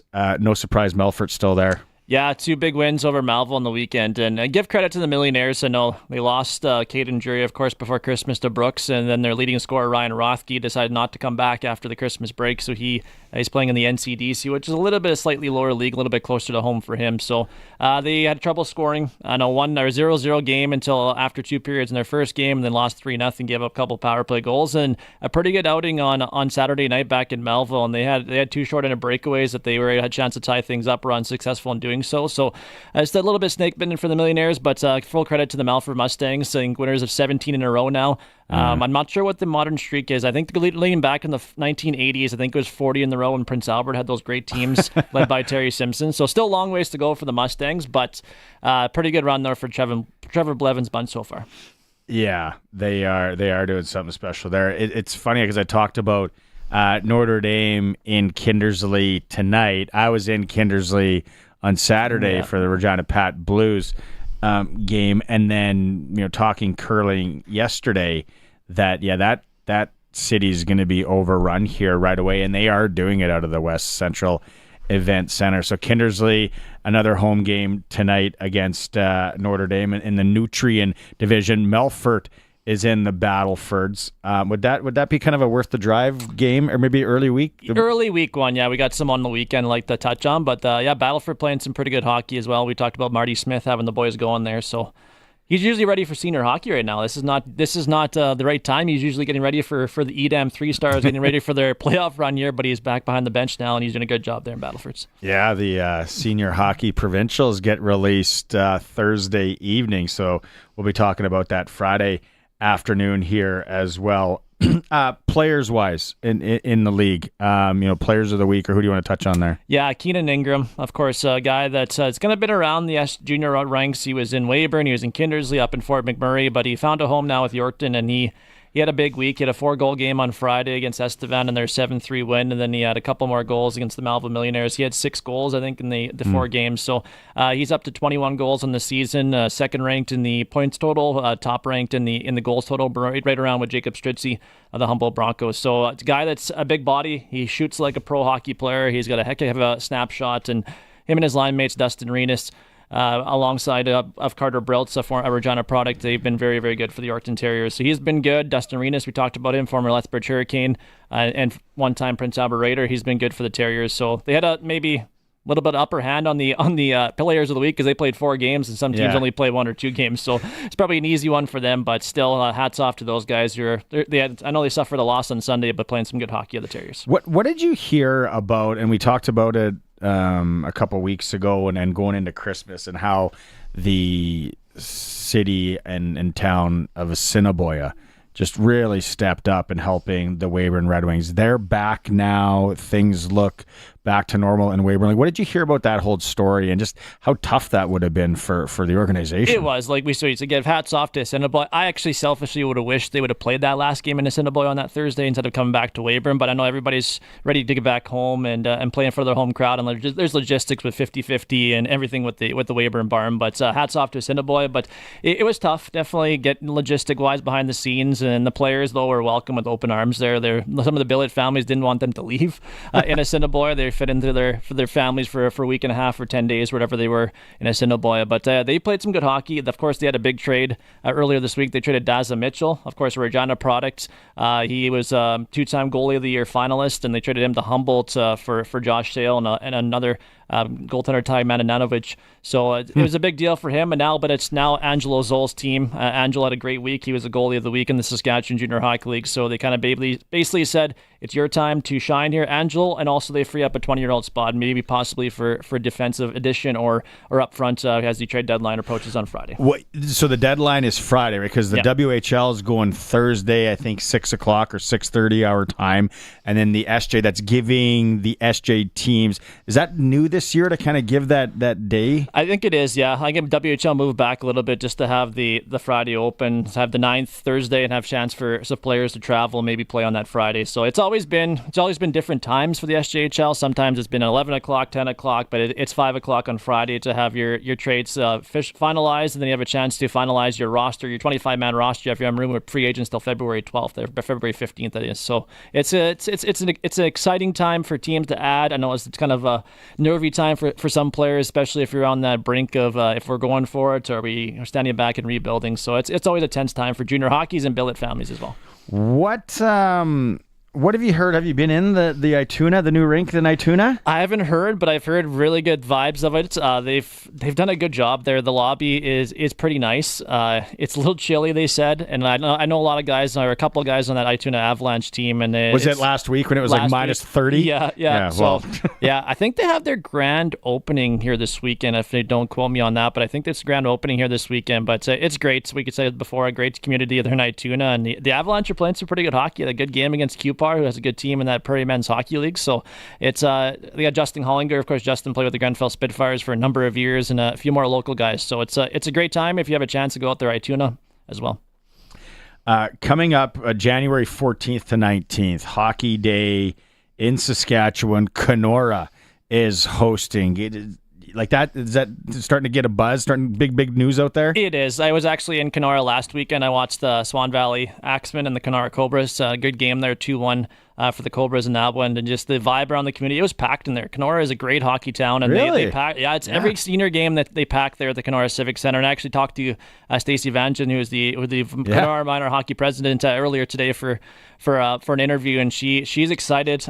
She says it's a tense moment right now, kind of the final minute things to get some, but once it gets next week, maybe Tuesday, Wednesday, once the week kind of starts, I'm sure she can relax a little bit more. But it's an exciting day. I know I've been a part of it in Belcaris about 6 years ago in 2018, and I have a chance to be broadcasting other Hockey Day in Saskatchewan. It's great for those communities. They have a chance to raise a lot of money, and of course we got Yorkton Terriers playing Notre Dame there on Saturday. They got the Regina Pats Canadians playing the Yorkton Maulers, so a chance for some person to see Maddox Schultz play live there in Kenora. So it's an exciting time, and of course there's gonna be a battle of the blades, figure skating, with some hockey players and figure skaters going at it with some figure skating. So it's a great time for the town, and hey, they're making some pierogies there for sure right now. I think they started a month ago for some pierogies, so I'm sure that the gala dinner with Marty McSorley and Down Chesley is going to be full of pierogies and cabbage rolls. That is Friday, January 17th.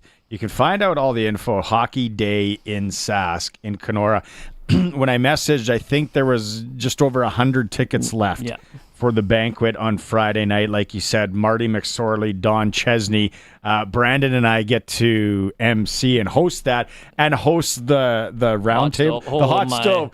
And so Brandon's like, I'm like, well, are we gonna prep some questions here? And he's like, Ches is like, jukebox, put the quarter in, and let him go. And then Marty, right? Like, that's gonna be so much fun. I got Ches coming with me to Dauphin on Tuesday for a road trip because he starts for the Dauphin Kings, so I'm gonna get him primed, tuned up to go for Friday. And actually, Stacey said there's some great prizes. I think there's a Connor Bedard signed jersey, and there's actually a fishing trip with Marty McSorley on the 20th, I think. So that's one of the bigger prizes there for the gala. So some great prizes on hand there for that gala dinner. That is next Friday, the 17th in Kenora.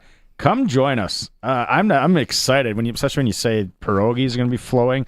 $75 for a banquet ticket. Hockey Day in Sask. Benny, thanks so much for coming into studio today. Fun. Maybe I should do this more often. A little worth the trip, but it's nice in here, right? It is nice. It's cozy. Very nice. Very nice. It's like a log cabin in here. That is the SJHL report for Southie Mainline Chrysler, the new king of trucks in Southie, Saskatchewan. Worth the drive every time, guaranteed. Time for a break.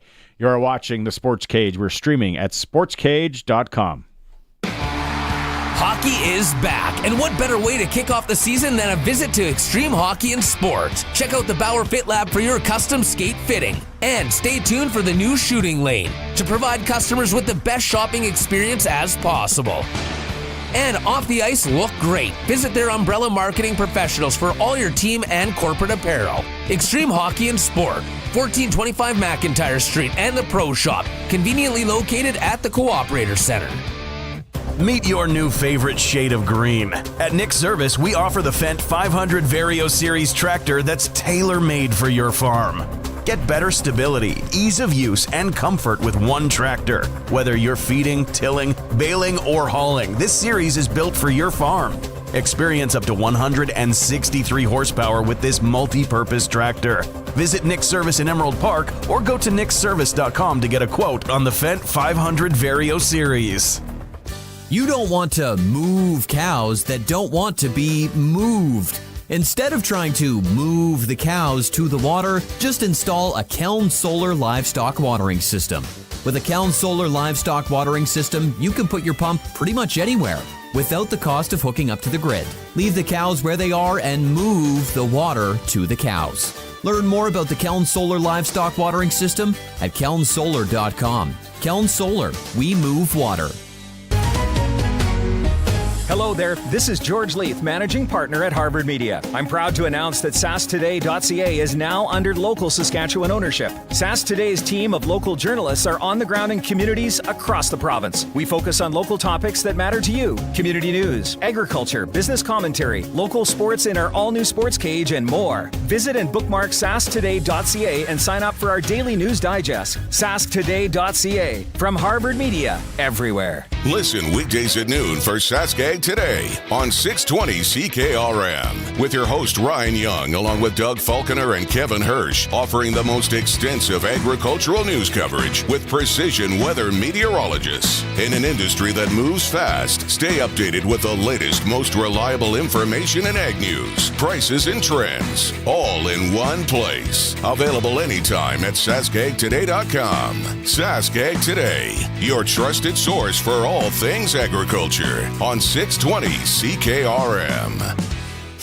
The 620 CKRM Country Corner is brought to you by Glasses TV, your SaskTel authorized dealer, and Foster's Audio Video in Carlisle. Get the newest cell phone today with an amazing SaskTel rate plan. Join Saskag today at the Western Canadian Crop Production Show in Saskatoon, January 14th to 16th at Prairie Land Park. Come watch the broadcast live or tune in during the noon hour as we bring you the very latest in the ag industry, live from the show. 620 CKRM is proud to support the greatest country music of all time show presented by Conrad Big Knife and Detour Country, Saturday, January 25th at Dark Hall in Regina. Enjoy an electrifying tribute performance capturing the heart and soul of classic country. Tickets at darkhall.ca. And spend your Saturdays with the Symphony. The Regina Symphony Orchestra has plenty of fun events planned this year, including Harry Potter and the Chamber of Secrets in concert January 31st and February 1st. Full details and tickets at reginasymphony.com. For more information, visit 620ckrm.com. Every Sunday morning, wake up to country music legends on 620 CKRM. Sunday Morning Classics. Celebrate the legends that paved the way and define the heart and soul of country music. Relive the unforgettable classic hits and the legacy of country's greatest artists. Join us this Sunday and every Sunday as we honor the icons who brought country music to life. It's a journey through the rich history of country music. Sunday Morning Classics for Regina Funeral Home and Cemetery. Sundays at 8 a.m. on the Voice of Saskatchewan, 620 CKRM. Welcome back to the all-new Sports Cage. Get social with us. Follow us on X at Sports Cage. Watch our video stream at sportscage.com and always on the radio at 620 CKRM. Yeah, we had a big day planned today. fellas and I were CFL schedule release. We were going to talk about it, the good, the bad, all that. And didn't come down again. If anybody has any info on that, that is really odd. Sounds like it's one team that's holding things up. Kellen said, Kellen Ensell's with me today. He thinks that the teams have the schedule. There's some minor tweaks. Like, we are into the 7th of January. Last year, it was the 14th of December that it was released. The year before, it was the 13th, pre-Christmas, because it just makes sense. And this year, we got a hold up, and we don't know what it is. Number of you have been chiming in on the text line, 936-6262, saying, where is it? And what do you like as Rider fans? Is it the Saturday games? Is it the Saturday evening games? Is it the Sunday afternoon games? Is it the Friday night games? Like I said yesterday, Thursday would be down on that list, I would think, in Saskatchewan. Jokingly, but not so much unless you live walking distance to the stadium, then you're in good shape on a Thursday night. But other than that, you kind of want the weekends around here. And we don't know what the holdup is. It's just making a schedule is difficult. Doesn't matter what it's for. And then Kellen chimed in on how he's had to rejig hockey schedules and tournament schedules and soccer and hockey and probably work schedules as well. It's a nightmare. And then you're factoring in, like I said, you're factoring in a lot of travel. You're factoring in a lot of building availabilities and staff and supplies and all that. Yeah, I think the interesting thing you brought up earlier, and I was sort of noodling on it at the time, was like you said, the travel part with the fact that the teams take charters everywhere. But I almost wonder if the CFL has some sort of agreement, whether it be with Air Canada or with WestJet, in terms of just the number of charters they need for the year, and it's sort of just a commitment that there will be a charter on this day and on this day and on this day, but they just haven't communicated what airport to airport they're going to. But the hotel one is a very interesting one. Short of just having blocks every week of the season in every city in Canada. But that's just where I lean back to the fact that I feel like the teams know most, if not all, of their schedule, and it's something very minor they're trying to work out here. That's where your point makes a ton of sense, because the logistical nightmare that would be if we were kind of starting from zero again, or at one point, there's probably just a minor tweak where something needs to happen. And then, like I said in hour one, like just scheduling around the teams in the league is like it'd be like trying to schedule if you go on a holiday or a trip with more than 2 people or 3, even like 4. It's like, hey, we've got 4 guys, we're going golfing. Even that turns into an absolute gong show because everyone wants to do their own thing. Guy gets missing. Guy goes missing. Guy gets too banged up, doesn't show up. Now everything's gone. Now we got to take an Uber to go get him, or he forgets something there. It's just like, and people, my wife thinks I'm weird. I don't mind traveling by myself. If it's like to something like event-wise, what am I going to see? I don't have to worry about anybody. Traveling with her is easy. Traveling with one buddy, traveling with 2, and then it's the scheduling of everything. It's like, oh, we got to go to this supper at this time. We got to go to this. It's just like an all-inclusive. No one wants to eat at 5:30. If you eat at 8 all the clock, and if you eat at 8 all the time, or if you eat at 5:30, you don't want to eat at 8. I'm going to bed. Yeah, I'm having PTSD of a golf trip we do every year. Yeah. And last year I was still with Saskatchewan Soccer, and we were running provincials in Saskatoon, and we were going up north, and I was like, why we always go Father's Day, Sunday, Monday, Tuesday to Candle Lake. And I was like, why do we have to tee off on Sunday on Father's Day at 1 o'clock in the afternoon to play our one round and be done at 5? can we just play at like 3:30 or 4 o'clock? It's going to be really good for me personally because of my job, but it's for everybody. Everybody doesn't need to get up and be on the road like before 7 o'clock. They can actually maybe see their children. And I moved the tee times. And the guy who historically has booked the tee times, you would have thought that I stole from him how upset he was. And he was like, why don't you just do it all? Why don't you just do it all? You order the food. I don't care. He was hands up guy. He was so worked up. And I was like, it's 2 hours, man. But it was game changing. And in the end, there was so much rain and it was so cold that the golf course was closed and we ended up playing in PA anyways. There's always throw up hands guy. Maybe that's even happening with the CFL. Somebody's crying about something and all this, and then they're just like, nope, then you just do it. Whatever, it'd be your way. That's the other thing. Don't let us do it your way. They'll just do it. Rosie gets to do that because it's like, this ain't my problem anymore. Yeah. I'll figure it out. Wash my hands clean of it. But then that's a real tricky one. Because you also run into, it's like, yeah, whatever, then you just do it. Okay, see you later. Smell you later. Yeah. So nothing on the CFL schedule front, which is unfortunate. There is some Rider news. They release offensive lineman Trevor Reed. Don't panic. We know he was good. He was nominated for Most Outstanding Rookie in 2024.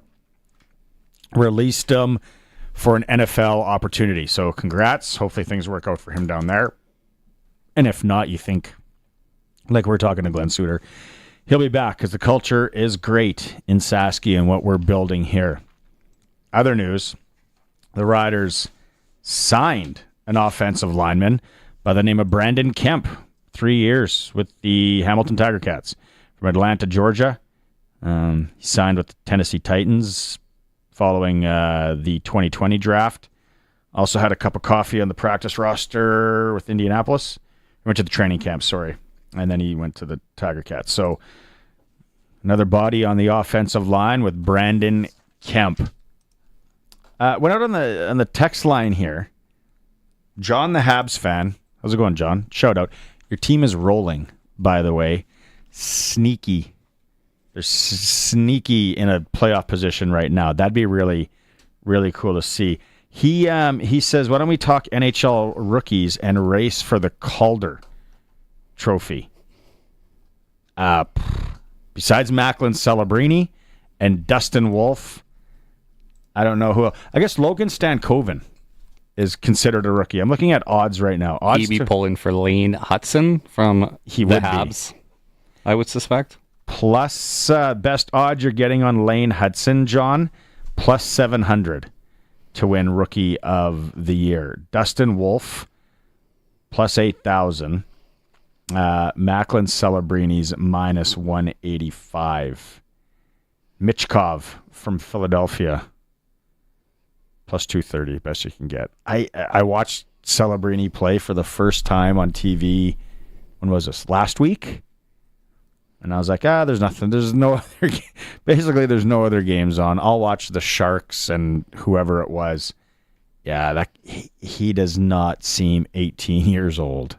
No, he's had a very good year, and he also has some personality as well, which is nice. He sort of shows a little bit of personality. Same can't be said maybe for the first round pick the year before, who was a little bit more business first, but yeah. And not having a great sophomore campaign in Chicago, left off the Four Nations. Yeah, I don't think that's necessarily a surprise. Maybe it is, but it's going to be interesting. I'm a loyal listener of two podcasts. One I have to listen to your voice, and the other one is 32 Thoughts. Yeah. And they've been talking a fair amount lately about the mess that is the Vancouver Canucks. Yeah. I'm trying to look at you. Sorry. Nice. And now you got the mic right in front of used to being a camera guy. You're watching the stream. Okay. They're talking about the mess that is the Vancouver Canucks. Yeah. And the fact that, if JT Miller was to be moved, could he be moved to the Chicago Blackhawks? Ooh. Could that be the player that could ride shotgun with Connor Bedard to give him sort of the offensive punch that he's looking for. So that's, an interesting point with Bedard, but I just think it's hard. I mean, as a 18-year-old kid, very few have played in best-on-best competition. Hopefully, the success of the Four Nations is such that we get continued best-on-best in years upcoming. After the Olympics? You mean, do it every year. Yeah, or even anything. I mean, there are, has Connor McDavid even played in a best-on-best competition at all? Not at the pros level. Yeah, right? So, to that end, right, like he's 8-9 years older. So, It would be nice. Speaking of best-on-best, I was reading while you were chatting with Benny Walchuk, but the World Junior next year, based on the results of this year, in one pool is going to be the U.S., Sweden, and Canada. Oof. And then somebody threw out, if Russia could play again, do they take Germany's spot? And then they would be in that pool as well. Not that they're miraculously returning next year, but if by then Canada's the 51st state in the U.S., then maybe the Russians are allowed back in. I'm curious as to when things are finished. Hopefully, I don't want to get into the political side of it, and Russia is able to kind of come back. Will it be for the Olympics? Putin's ego and being able to send all of his athletes there, because that's the one thing that we've kind of forgot about over the last couple of years is that the Russians aren't around. And we did that mock team for the Four Nations Cup. Mind you, we put a goalie on the fourth line, which is actually quite funny. And it was stacked on paper. Like, what does paper mean? John the Habs fan called in. Okay, let's bring him on. John the Habs fan. How the heck's it going? Not bad, Barney. How you doing? Not bad. Getting by. What, do you like your Lane Hudson there as the Rookie of the Year? I do. You know what, Barney? He's doing something that hasn't been done for the Habs since Chris Chelios. He beat Chris Chelios' record. He's the fastest defenseman to 30 points. He did in 5 less games than what Chelios did. He's on pace for 60 points in the NHL. That's more than what Brock Faber had last year when he lost to Connor Bedard. Do you think, though, that it's tough being a defenseman and getting those votes? I'll tell you, as long as Patrick Laine is on that team and doing what he's doing, and Hudson's feeding him, he's going to win that. And ever since Laine's been there, they've been over a point a game, and I'm not going to say they're going to make playoffs this year, but they're in that mix. But it bodes well for their future with Hudson, and then they got Demidov, the Russian kid, coming next year. And he's what Kaprizov is in Minnesota. It'd be exciting if they somehow squeak in. But they got a good young team in Montreal from what I know about them. And this when you look up this Hudson, like you forget, like he's a decorated American player, and then he spends the 1 year at Boston U. Detroit at the Brick Invitational. Ripper would know him as well. No, solid team. So you don't think that they'll find a way to sneak in? I guess it's tough to say. Well, they might. It'll all depend on Allmark in Ottawa. He's week to week, and ever since he went down, the Senators have just been blowing, and they have been terrible. And Allmark, before that, was on fire. He looked like the best goalie in the league, but without him, Ottawa doesn't have a good chance, and I like Montreal's chance. And we got another player that nobody's talking about, and he's a very good kid too, and that's Emil Heineman. Mm-hmm. He's a big 6'3" winger. He's going to be a power forward going forward. I expect him to score 30 goals 1 year. Whoa, 30. John, thanks so much for the call. And I'm actually, thanks, Barney. Now that you bring it up, I'm actually going to watch Lane Hudson a little closer with the Montreal Canadiens. Might have to sprinkle on them. They're not in action tonight in the National Hockey League. Canadian teams that are in action, the Oilers are in Boston starting here in a bit. The Leafs in Philly. The Jets welcome the Nashville Predators as they continue their long road trip, and the Senators are in Detroit. Take on the Wings. If your playoff draft started today, I would be. We did this last year, and you played your cards close to your chest vest region. Dallas, I know Eric Francis and I were heavy on Dallas last year. After watching Colorado play last night a little bit, man, do they snap it around and are they dangerous? If they can get some guys back. Or keep guys in their lineup once the playoffs start. Yeah. Not as well. Not be sprinkling or doing drugs or whatever they're getting into. But how about my Vegas Golden Knights? Just night after night. Favorites, for sure. Just steady Eddies, just, score goals. Let's go. I won't pick them in a playoff draft because that's my team, but cool bet. That's why I always bet on Colorado. Stanley Cup winner, cool bet right now. The Golden Knights are plus 1,500? Well, I know what I'm doing as we go to news here. It is the all-new Sports Cage after news. Arash Madani going to be joining us. We're streaming at sportscage.com and on the mighty 620 CKRM.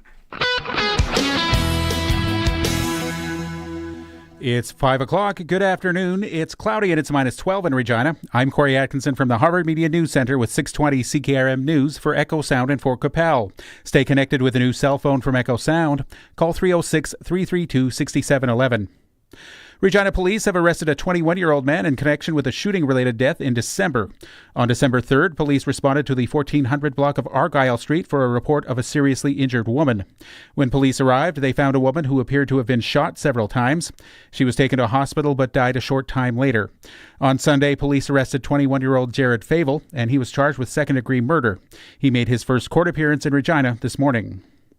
The province has announced the day that Bernadette McIntyre will be installed as the new lieutenant governor. On Friday, January 31st, she'll officially replace Russ Morasti, who has been in office since July 2019, replacing the late W. Thomas Malloy. She will serve as lieutenant governor for a minimum of 5 years. A casino in Moose Jaw has announced that it will sponsor the Moose Jaw and District Food Bank's delivery program for the entire year. Sask Gaming says the move reflects a core value of giving back to the communities in which it operates. Casino Moose Jaw says it will give $25,000 to support the delivery service. The casino operator is also putting $100,000 from its annual sponsorship budget towards nonprofit organizations and other community initiatives in the city. Canada Post says it has reinstated on-time service guarantees and returned to full service levels for domestic parcels after a strike brought deliveries to a halt last year. While domestic parcel delivery has returned to normal, when it comes to letter mail as well as bills and statements, Canada Post says Canadians should continue to expect delivery delays of several days. It's also still working through the accumulated volume of international mail, and that customers should expect delays for incoming international items. Mail started moving again late last month after the Canada Industrial Relations Board ordered more than 55,000 striking workers back on the job. Michelle Zedekian, The Canadian Press. And U.S. President-elect Donald Trump says he's serious about America taking over Greenland and the Panama Canal, and he isn't ruling out using the military to do it. The president-elect refused to rule out military or economic coercion to take control of Greenland and the Panama Canal. He did rule out using the military to try to take Canada, but he suggested economic pressure might see the two countries merge. Because Canada and the United States, that would really be something. Trump promised major pardons of January 6th rioters and said if there isn't a deal to release the Hamas-held hostages in Gaza by the time he takes office, all hell is going to break out. Thank you very much. Stephen Portnoy, ABC News, Washington. It's 5:02, and that's your 620 CKRM News. Read more stories from around your community and around the province at sasktoday.ca and 620ckrm.com. Your weather is next. Oh, finally, there it is. Whoa, did you order pizza? No, even better. I called Echo Sound, your SJHL authorized dealer. Oh, so what'd you order? Well, they have all the top-of-the-line smartphones with all the latest features and so many great plans, man. Oh, nice.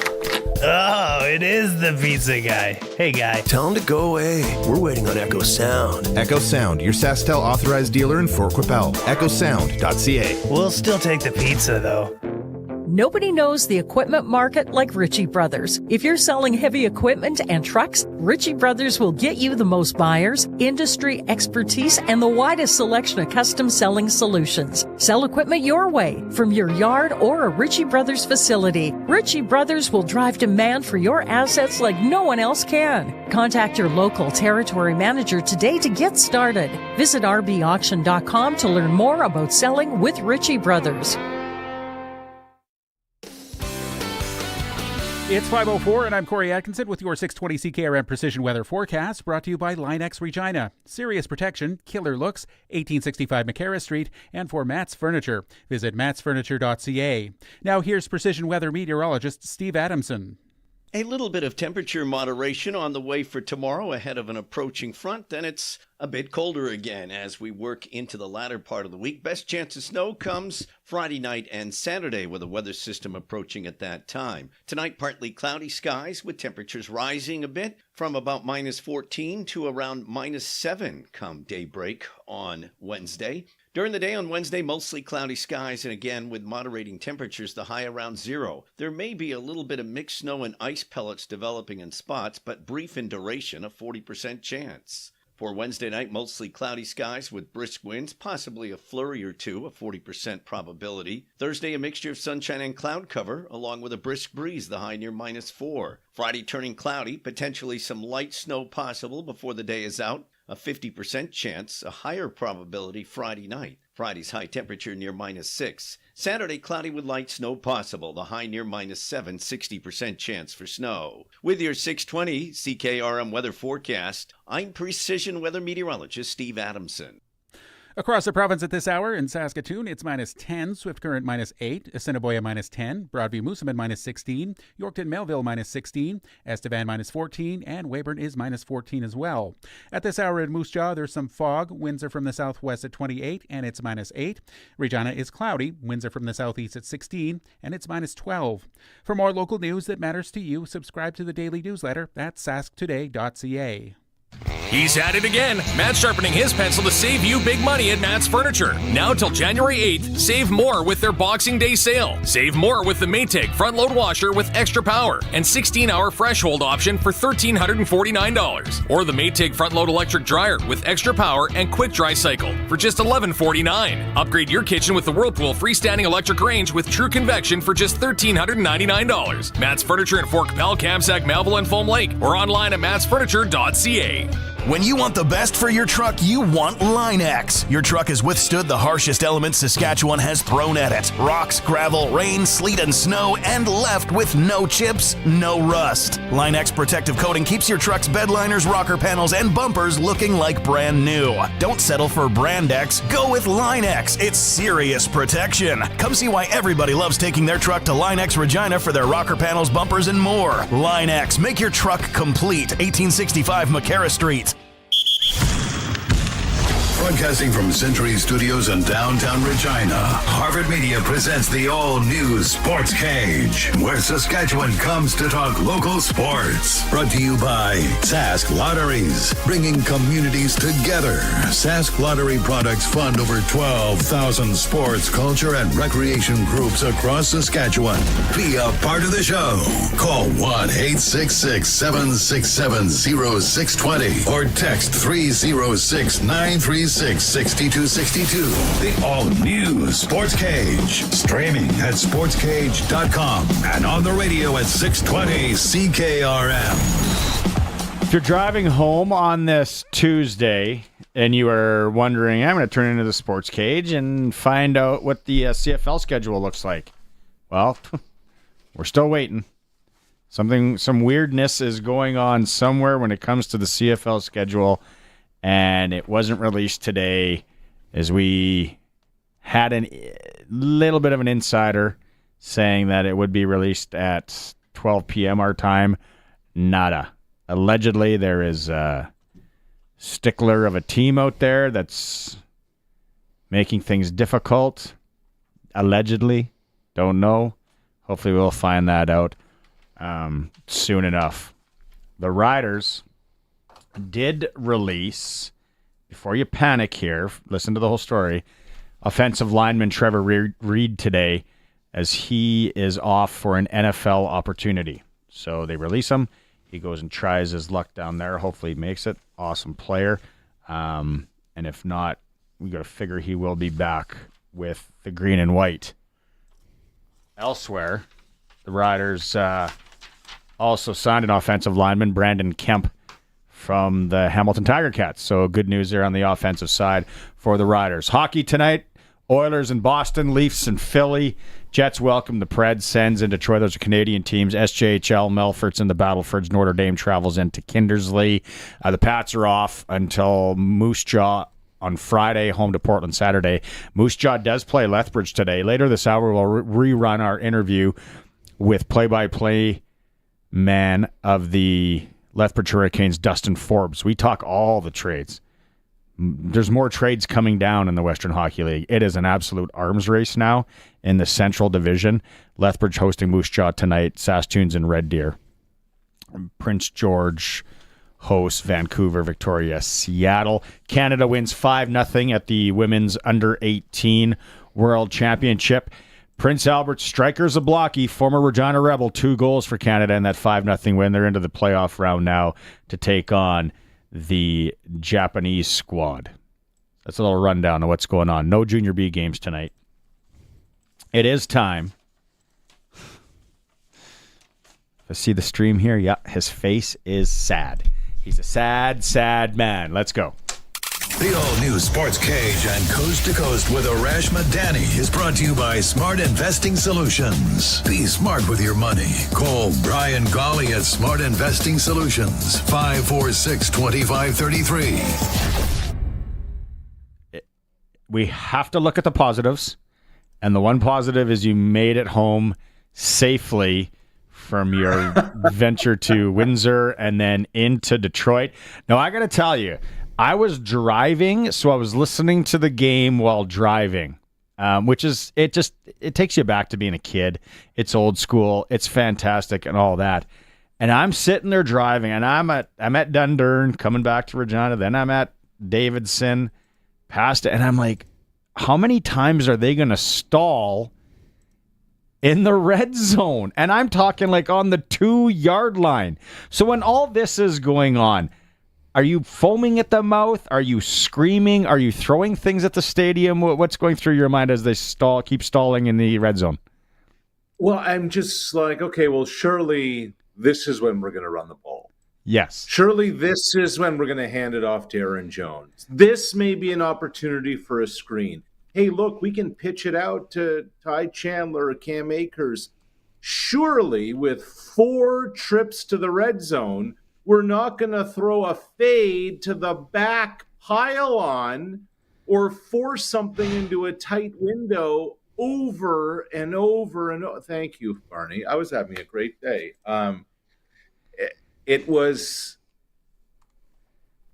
like they were just so hell-bent on doing it, quote-unquote, their way and showcasing their offensive playbook instead of like 2nd and goal to 3, 3rd and goal to 3, 4th and goal to 3. At some point, just run it. Just run the football. Are you worried on how Darnold looked in the big game there and how he might look in Los Angeles? My bigger concern is, did Detroit kind of write up the blueprint on how to slow down Sam Darnold? They brought a lot of pressure. They hit him. But more than that, Barney, Darnold was holding the ball for 2.5 seconds. Here's somebody who's had success having a little bit of time in the pocket, making some reads, making some throws. He was never comfortable. He was under siege the entire night. If you're watching on the stream, you're seeing it. And it wasn't just the sacks. It wasn't just the pressures in the pocket. Even when he would roll to his right or roll to his left, there was somebody there. And I just wonder if you're, I'm just rewatching the game from earlier this season, if you're Sean and you're that defensive staff, are you saying to yourself, okay, this is how we get to Sam. This is how we disrupt that offense. I wonder if that's the blueprint right now. It was October but they lost to the Rams. One of their losses was to the Rams. The blueprint thing totally makes sense because we see that happen often. Copycat league, right? Exactly. I wouldn't say all the time. We see it happen often. But the other thing too, Arash, I was trying to get my head around, and I brought this up to Alan and Colson when I came in on Monday. It is hard to believe that a 14-win team has to now play the wild card game and go on the road. It's nuts. It's absolutely nuts. And here you could have had a 9-win team hosting a playoff game. But that's been this season. It's been a wild NFL year. I think that for whomever wins, suddenly you go Monday night in LA and then you're going to play Sunday in Detroit. I think that's going to be another disadvantage. But I'll tell you this, Barney. I've been in a lot of stadiums and a lot of venues and a lot of like arenas. I have and this is not recency bias. I have never been in a place as loud as Ford Field was on Sunday. Really? Eminem. That's why. It was everything. First TV timeout, they brought out Calvin Johnson. Second TV timeout, they brought out Barry Sanders. A TV timeout in the second quarter, the Portland Trailblazers happened to be in town. Chauncey Billups, who led the Pistons to the 2004 championship in Detroit, he brings the house down. The Lose Yourself, and then Eminem, and then the pièce de résistance. I don't know if this came up on TV or not. 17-9 in the fourth quarter. Vikes have third and long, and they put Aiden Hutchinson up on the big screen. And the crescendo was just deafening. Darnold gets sacked, game over. That is a real home field advantage because teams can't communicate. They can't change plays, all that kind of stuff. Detroit's going to be a real tough out. On top of it all, that home field is real. Arash, you were reminding me of an all-time baseball game that I attended. It was Omar Vizquel's last game with the Toronto Blue Jays. It was in 2012, and I sat beside one Arash Madani at the game. Yes. I've been meaning to bring that up forever. No, it was the very last game of the year. Last game, okay. Very last one. We got tickets through Ticketmaster. I was working with the Hamilton Bulldogs, the American Hockey League at the time. And every time I'm here and you're on, I want to bring up the fact that some 12, 13 years ago, we sat beside each other at a Blue Jays game. And while we're on the Blue Jays, the USA Today is reporting the team and Vladdy are over $100 million apart. Are we concerned for our Bluebirds? I think so, for a few reasons. So the number that the Blue Jays have offered Vlad is apparently $340 million. And this is after they were in the Ohtani and Soto sweepstakes where the first number started with a 7. So more than double. And the Blue Jays organizational mismanagement has allowed it to get to this point. Like, that's the problem. Like, you have a homegrown asset. How are you now a year away from free agency? But more than that, Vlad has said when spring training starts, and Kellen, we're 5 weeks away from pitchers and catchers reporting in Dunedin. Vlad has said when he shows up to camp, negotiations are done. So they have themselves a 5-week window, and $100 million is still $100 million. I actually thought it'd be more. But it's bad. It's really bad. When you talk about sort of like you talk about the mismanagement of the Blue Jays, are they like harboring on, they're getting pretty close to the fact where they almost have to give a blank check? They almost have to say to Vladdy, you know what? Whatever you want, we need to pay you or we're going to completely lose our fan base here soon? Or do you think they're either too stubborn or don't need to go that far and rebuild it again? Like everybody's, moving on here. I wonder, Kellen, and I mean this sincerely, I really wonder if they realize they're in the entertainment business. Like this is a front office so caught up in spin rate and collaboration and all the analytics and all of this and all of that and all their projections this is still an industry where the fan base needs to be invested. They need to care. They want to have a reason, and they want to be entertained. And it's a front office that's so, you talk about the stubbornness. They've been so stubborn on pitching and defense, run prevention. People aren't showing up to watch ground balls. People want to be entertained. People want to see the ball in the air and the ball go over the fence. They want to see runs. They want their star, their homegrown star that they bought the jersey of, that they followed since he, broke into the big leagues at the age of 19. They want to see that. And I just think there's such a disconnect between the front office and the fan base, and they're going to realize very quickly that there are not just plenty of good seats still available, there are plenty of good sections still available. Yeah, I agree.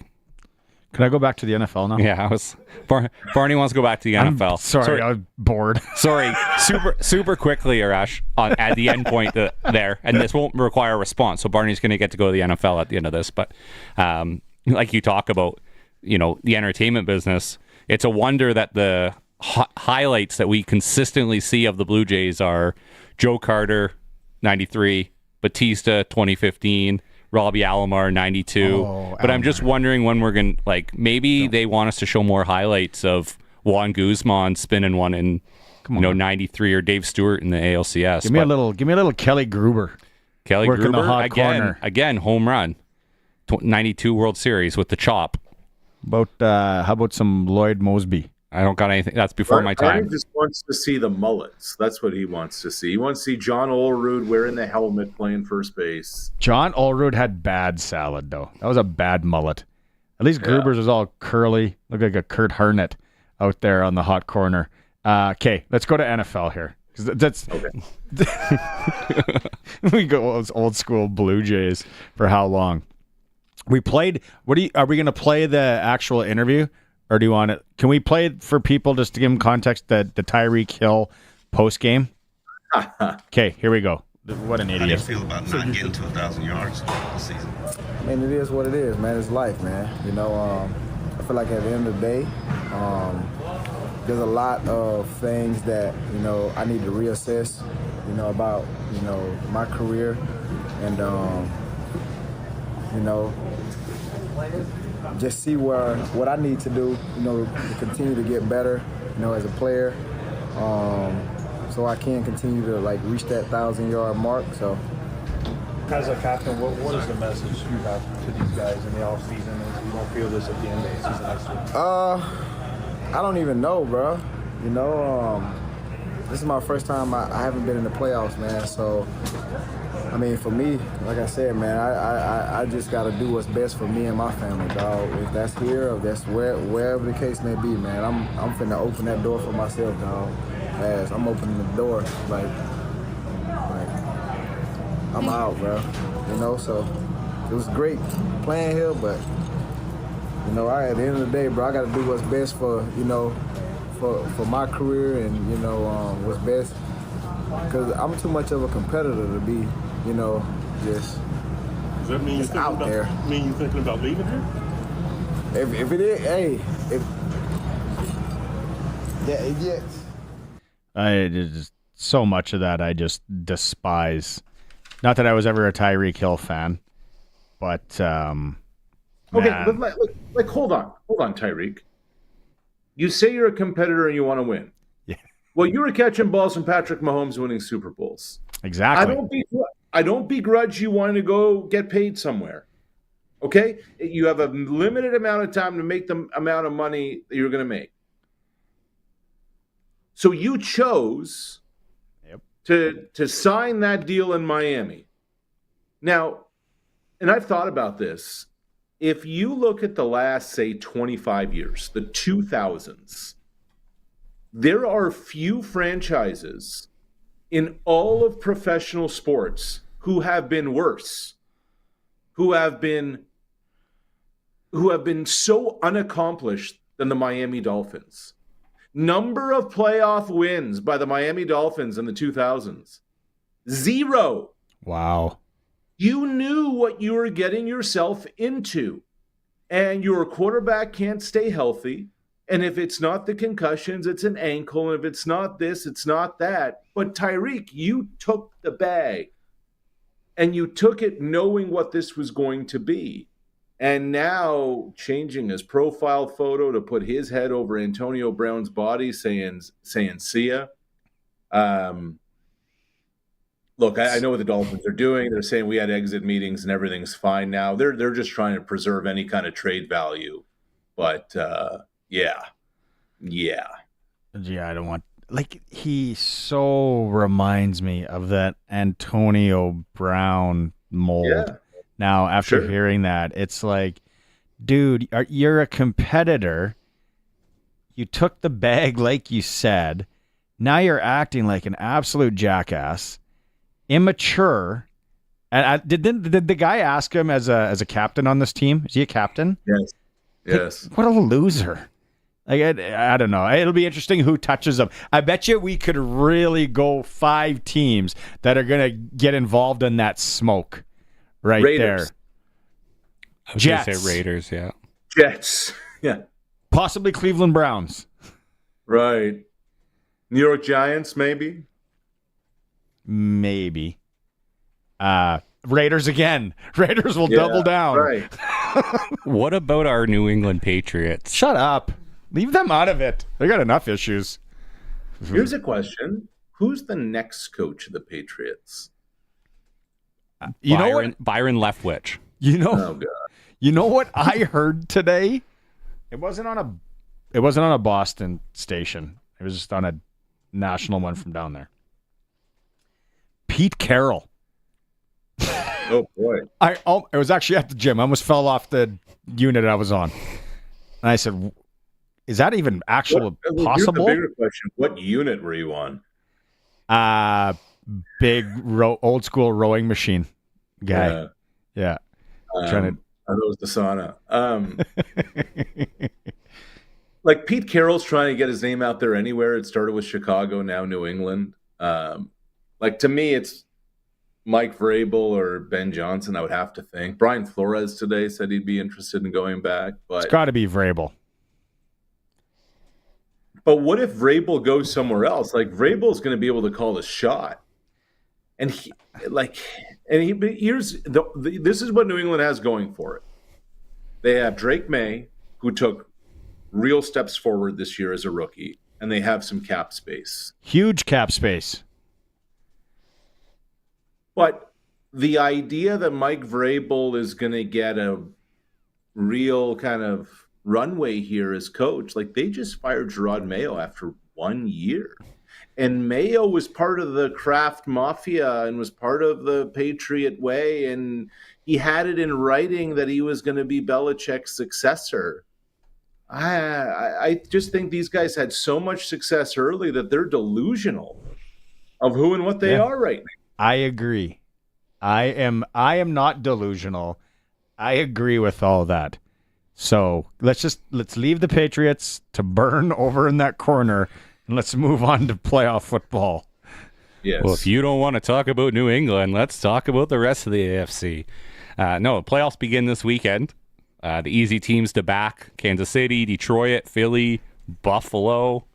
But I think you and I are thinking the same direction here. Tell us about who your pick is. Mine's Baltimore, guys, and I'd be a lot more confident in the Ravens if Zay Flowers was healthy. But it just seems that the Ravens are kind of off the grid, and I don't understand it. Here's a team that's won its last 4 ball games. They went out and got Derrick Henry this offseason, and oh, by the way, he just has 2,000 all-purpose yards this year, and it would have been a lot more, but they rested him. Yes. Last couple of weeks. Smart. Like Lamar put together an MVP season. Like he just became the first to throw for 4,000 and rush for 900. He has over 40 touchdowns and only 4 picks.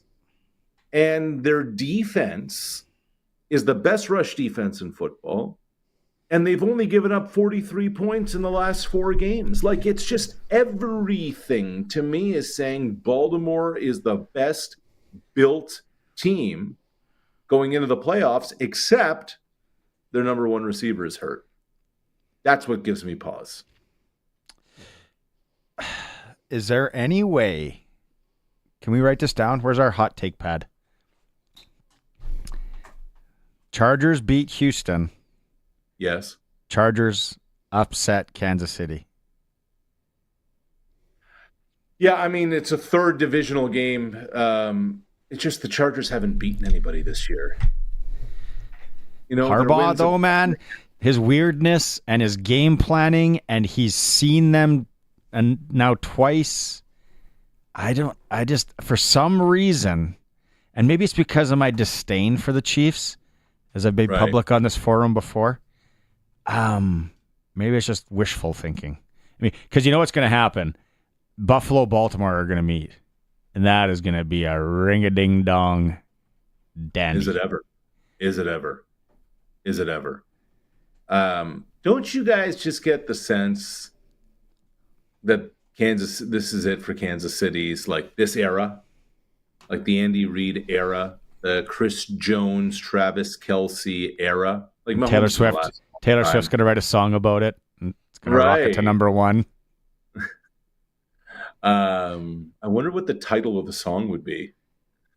But I don't know. KC's just gotten by the skin of their teeth over and over again, and I'm just not sold on Kansas City this year. That's why I'm thinking Chargers, man, upset, book it, hot take. If I'm wrong, who cares? If you're wrong, who cares? Sure. I feel bad. Like we talked about, I feel bad for your Vikings and the situation that they're in. And then you brought up the good point on the winner of that game's got to go all the way the next Sunday to Detroit.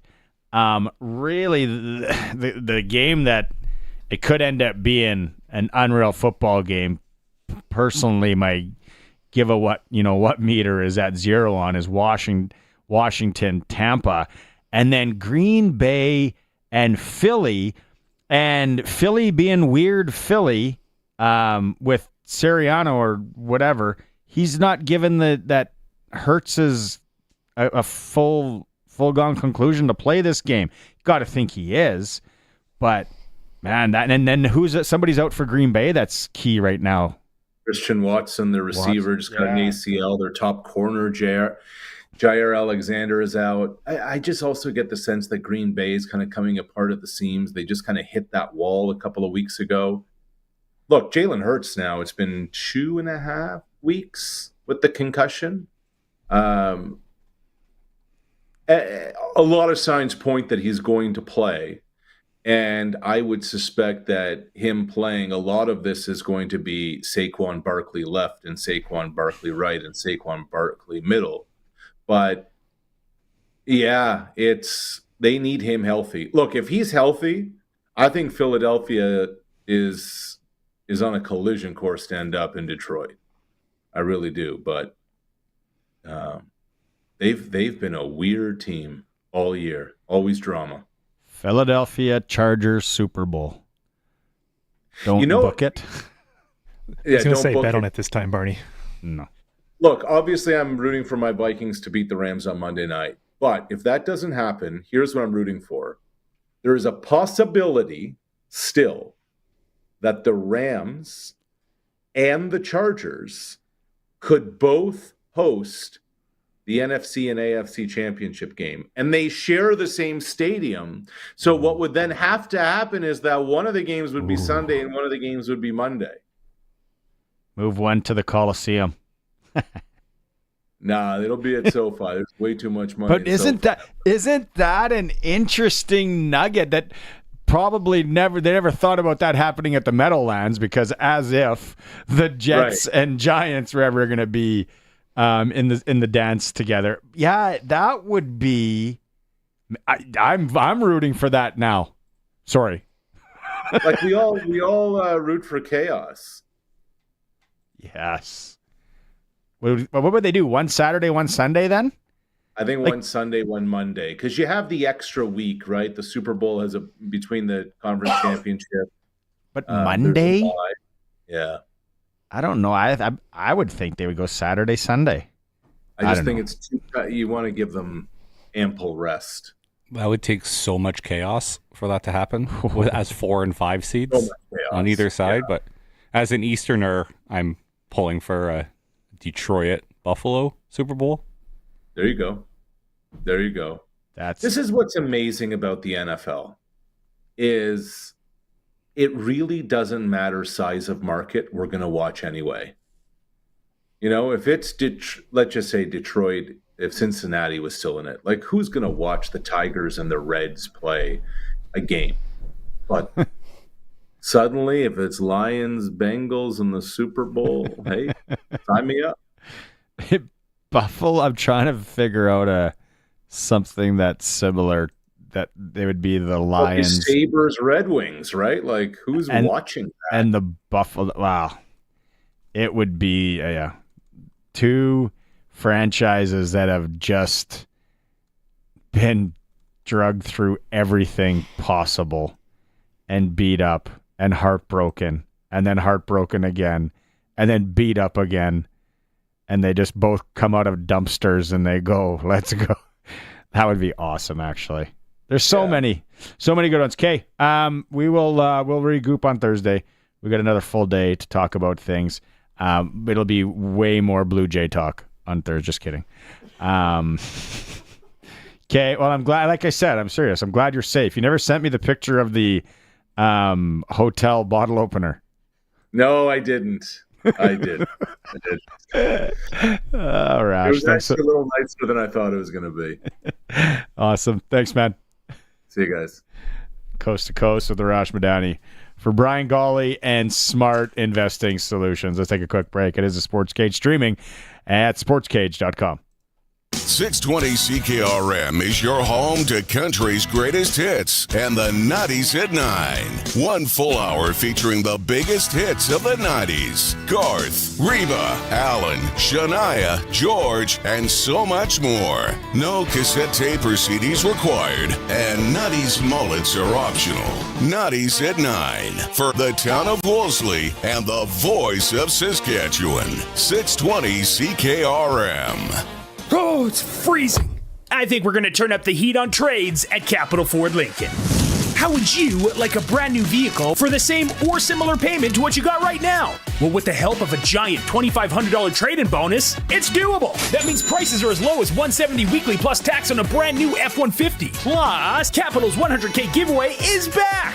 Check out capital100k.ca for your chance to win amazing prizes.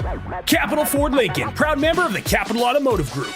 We're back to regular hours here at 2sauctioneers.ca online auction house in Indian Head. We're open 10 till 6 from Monday to Friday and 10 till 3 on Saturday. We got sales every week, and coming up here in the next 2 weeks are 3 great big sales of antiques and collectibles, all of the Wally Nelson collection. It's all here on display for you to come and have a look at. It's easy to register and it's easy to bid. Check it out at 2sauctioneers.ca. That's 2sauctioneers.ca online auction house in Indian Head. The all-new Sports Cage. Watch our live stream at sportscage.com and on the radio at 620 CKRM. It's Barney Schenker, Kellen, Colson, and Alan back with you. About 20 minutes left. We're going to run the Dustin Forbes interview again for the Western Hockey League and crazy trade day yesterday and today in the Western Hockey League. We'll get to that in a bit. Tomorrow, Wing Wednesday at the Canadian Brew House, 69-cent wings, mountain flavor to savor and flavor of the month. Do that wing thing every Wednesday at the Canadian Brew House, 2 locations in Regina and 1 in Moose Jaw. What did you say, Colson, the odds were for the Chargers? Was it the Chargers? The Chargers to win the AFC is plus 1,500 right now. Yeah. And for the whole Super Bowl, where are they? Well, that's not that crazy. Plus 35. Let's just go with the AFC. Oh, will I celebrate if they knock off the Chiefs? It's possible. There's no doubt about it. So many different scenarios to go down. in the NFL. What about in the majors? What are you thinking? Milwaukee and San Diego. Paul Molitor and Tony Gwynn. Paul Molitor. I had to send a text to Arash when we were done. Yeah, the old Blue Jay days. We got our quota for Blue Jay talk for January on the Sports Cage right there. So many trades. Western Hockey League. Like I said, we're going to get to that with Dustin Forbes coming up. Voice of the Lethbridge Hurricanes. They're in action tonight. Moose Jaw's in Lethbridge. Saskatoon's in Red Deer. Pats are off until Friday when they're in Moose Jaw. Then they're home on Saturday. SJHL tonight. Melford's up in the Battlefords. Notre Dame is in Kindersley. No games in the Junior B Loop today. Strikers of Blocky, 2 goals for Canada as they dump Czechia at the Women's World Championships. And now they get set to take on Japan in the quarterfinals. Obviously a collision course to take to meet again at AAA Midget tomorrow. Pat Canadians are in Estevan to take on the Bears. Is that what I'm seeing here? Maddox Schultz. Go and check it. No, the Bears are Estevan. Estevan, yeah. Take Rowan Burgess. What a great barn. What a great barn. Captain of the Bears, Rowan Burgess, Regina. So you can, Maz, you guys have to keep Maz up to date on that. Make sure that we're all over it. Old Junior B action tomorrow as well. Interesting nugget, WHL, reading between the lines here. Yeah. There was just a trade 9 minutes ago. Everett traded a 20-year-old, Bo Courtney, to Kamloops, which opens up a 20-year-old spot for them leading into the next few days. Who that will be, don't know. But they just opened up a 20-year-old spot with 2 days to go to the deadline. They're, of course, as I was saying to you earlier, way ahead in the standings. That's interesting. For the Scotty Monroe Trophy, like 15 points up on this arms race we're talking about in the Central. They're 15 points up. They're 28-5. They have 61 points. Who would be the 20-year-old that they would want? Some 20-year-old's going to get real lucky and go to an absolute contender. The other rumor I'm hearing is Stancil from Kelowna is on the move to the Central Division. Back to Calgary, yeah. So that'll be the WHL just finished putting out a post like an hour ago talking about the back end of those 3 teams and who had the best back end. And now Calgary goes out and gets Stancil, who obviously was lights out for Czechia. Lots of trade talk. We'll talk about it again with Dustin Forbes here coming up momentarily. You are listening to the Sports Cage on 620 CKRM, and we're streaming at sportscage.com. Since 1949, Nelson Homes has been providing you one-stop shopping for ready-to-move homes, panelized packages, and on-site builds. Nelson Homes' team of authorized dealers all over Saskatchewan would be happy to help you turn your dream home into a reality. In the Radville-Weyburn area, call Darren and Claude at South Sask Builders. Or call 1-800-661-6534 for more information. Nelson Homes, trusted quality and service since 1949. It's been a long day. I don't want to cook. I'm going to surprise the family with a pizza night. I'll be a hero.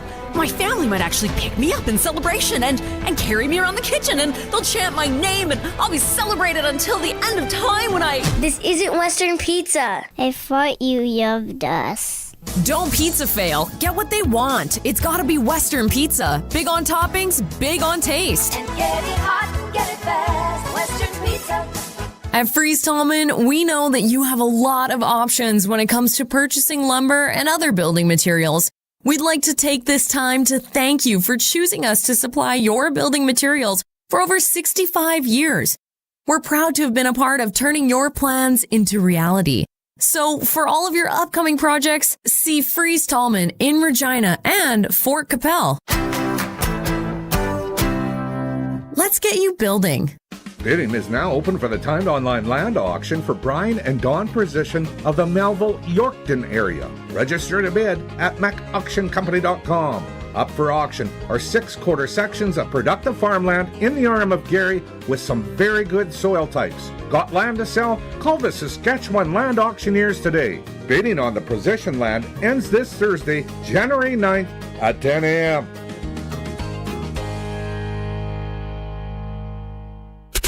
The all-new Sportscage is live streaming from our Century Studios in downtown Regina. Watch now at sportscage.com. Be part of the show by texting 306-936-6262. 620 CKRM. Joining us for the first time on the Sportscage. I think it's his first time. I don't know, first time since I've been around. Dustin Forbes from Lethbridge, Alberta, voice of the Lethbridge Hurricane, Forbesy. I texted you last night, and I said, he's probably a busy dude right now. Like, what time did you get to bed? What time did you lay your head down last night? It was this morning, that's for sure. Yeah, it was a busy night last night and a busy day today. Made another deal this afternoon and getting ready for the game that you mentioned tonight. And it is indeed my first time on the Sportscage. So I'm no Benny Walchuk, but I'll do my best. We don't have anything to send you. We have... But once we get some swag, we'll shoot you across. You have Benny Walchuk coming up, SJHL report. Like we had John Keane on last week, and he stopped me in my tracks when I said like that BC US, like it's going to be a bloodbath out there. And he said, wait, the arms race is in the Central. And then now all this comes down yesterday with Medicine Hat getting Molendyk, you guys getting Caden Price. It is getting tough there. Is anyone else going to jump into this? Like, I know Calgary's made the move. They got Howe. Are we expecting anything from Edmonton now, or are they going to kind of do the Homer Simpson back up into the shrubbery? If I was Kurt Hill in Edmonton, I'm not sure I would ante up anything. They own Seattle and Moose Jaw's picks in this year's draft. They're first rounders, and those are both probably going to be lottery picks. So I wouldn't be touching those. And anybody that asks Edmonton in trade conversation is going to start there, I'm sure, in terms of asking for a return. And when you look at what Lethbridge has done, Medicine Hat has done, Calgary's done, you mentioned Calgary, and they've also added Sawyer Mineo, Daniel Hauser before the weekend. So they are all in. Carson Burney in another trade on Saturday. So they're all in. Lethbridge is all in. Medicine Hat is all in. And the crazy thing about it all is only two of those three teams could make it to the conference final. There's going to be one team that's going to be very disappointed with a second round exit, assuming they make it to the second round. So if I was Edmonton, I would just run the course right now and make the playoffs and take the experience for the young group there and pivot to next season. And then Red Deer's kind of seemingly open for business. They've made a couple of moves with Fabrizi and Burney, so we'll see what Brent Sutter does there. Yeah, okay. So on the heels of that, do you see Kalen Lind going anywhere? Well, I mean, I'm sure he's taking calls. I'm sure that the ask is probably pretty high. So, I mean, I think any general manager wouldn't be doing their due diligence if they weren't taking calls. I think the move of Fabrizi and Burney maybe opens the door there to have the conversation about players on that roster. But I also know, and I've said this on social media, it's not that I cheer for the Red Deer Rebels, I'll preface that, but it's tough to see a team not get to see their full potential because of injuries, and that's kind of been the situation for Red Deer this year. And Kalen Lind is such a good player. The Southwest Saskatchewan kid would be a great add anywhere, I'm sure, especially when you think about guys that you want to win with in the playoffs. Forbesy Kellen here. Great to have you on. Long time no see, buddy. It's been a while. Yeah. As we look at trades elsewhere, were you somewhat surprised by the Tri-City move today, going out and getting Alec, or do you think this is more of a change of scenery thing for Alec and Jordan Gavin? Yeah, I think that's a good hockey trade for both teams. And you look at the Western Hockey League now, and it's buy now, sell now, right? It's that buy and then sell mentality to be able to win. I think that's a really good hockey trade for two organizations that get really talented players. Charlie Alec hadn't had a great season in Brandon, so maybe a change of scenery for him into Tri-City, and they've got a really good defense, and Stu Barnes does such a good job as the head coach there. And Jordan Gavin's a really high-end offensive guy, was a former second overall pick in the Western Hockey League prospects draft. So I looked at that as an opportunity, I think, for both of those teams, not only to maybe address needs that they needed to address right now for them to have success this season, but looking ahead to next season for them to be able to take a step and maybe two players that needed a change for sure. Okay, let's go back to the Central. And for people that are listening that don't know, a lot about it, maybe they haven't gotten to a game to see any of these teams. Like, break down these teams, what you see in your hockey mind and your eyeballs that you get to watch them a lot. Let's start with your team, Lethbridge. Like, are they built back end up? Are they deep all the way through? Obviously, they make the trade. They got goaltending now. What's going to make Lethbridge tick to win and move over and play the West? Well, I think and I'm biased, of course, because I broadcast for the team and I work for the team. But when I look at the roster, I just think it's well balanced. You obviously add a really good goaltender who won a championship last year in Jackson Unger as the kind of forgotten guy in the quote unquote Braden Yager trade. It was also Jackson Unger that was part of that deal too, and everybody seems to forget. And Jackson's been really good since coming over in that trade. So you show me a championship goaltender, I'll show you a team that has a chance to win.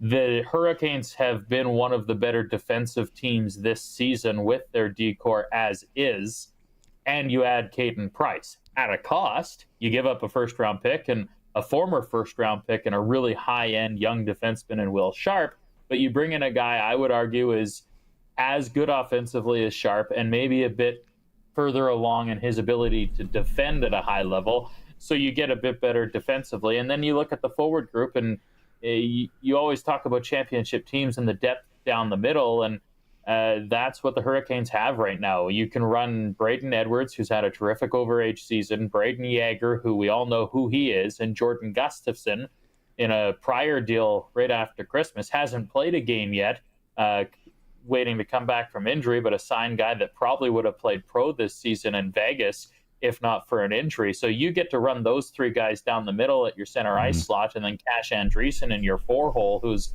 a draft eligible guy on the NHL Central Scouting radar. I like that makeup. And then you've got good wingers around that can complement Leo Breyer, Logan Wormold, who's had a really good season, Miguel Marcus once he gets healthy. So I like the balance that the Hurricanes have. But I mean, you look at the other teams around the Central, and we'll go through it. But it's okay. So yeah, here's the question: who do you think is a better matchup between Medicine Hat and Calgary for the Hurricanes, if it comes to that at the end for the East?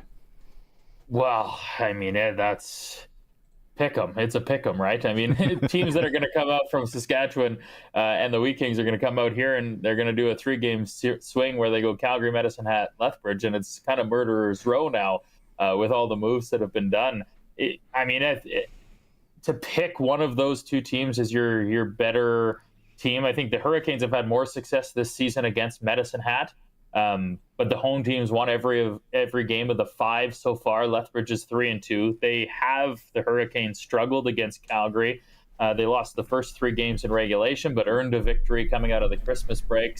But that's the one thing, and you guys know this too, is the teams that were constructed in October and November are no longer even remotely close to the teams that are constructed now. So we'll see what happens when they get to lock heads. The Hurricanes still have, it would be 3 games against Medicine Hat and 4 against Calgary. So There's going to be some significant barn burners in the second half, that's for sure. Forbes, you talked about Murderers Row coming through there. A little bit of return PTSD from 2018 coming through the East Division with Moose Jaw, Swift Current, and Regina that you guys are finally getting to give back out there, I would imagine. Yes, very similar, in fact, and that's a great point. I was talking with James Gallo, of course, good friend, I'm sure, the show, and voice of the Warriors, who we play tonight, and we kind of referenced that 2018 season when Regina loaded up because they were hosting the Memorial Cup, and Swift Current loaded up because they felt that they were a good enough team to win, and Moose Jaw loaded up because they felt they were a good enough team to win. And of that, 2 of those teams didn't make it to the conference final, so there was some disappointment. Of course, Regina hosted, as you well know, and was out in the first round, but year very similar to this year in the Central, and 3 teams that fancy themselves as championship caliber teams that are clearly all in. Yeah, and are you, so when you talk about the Memorial Cup, obviously you guys made the deal yesterday getting Price from Kelowna. You got to expect that they're still sort of going to tinker here a little bit before the deadline as they prepare to be the hosts a year from now.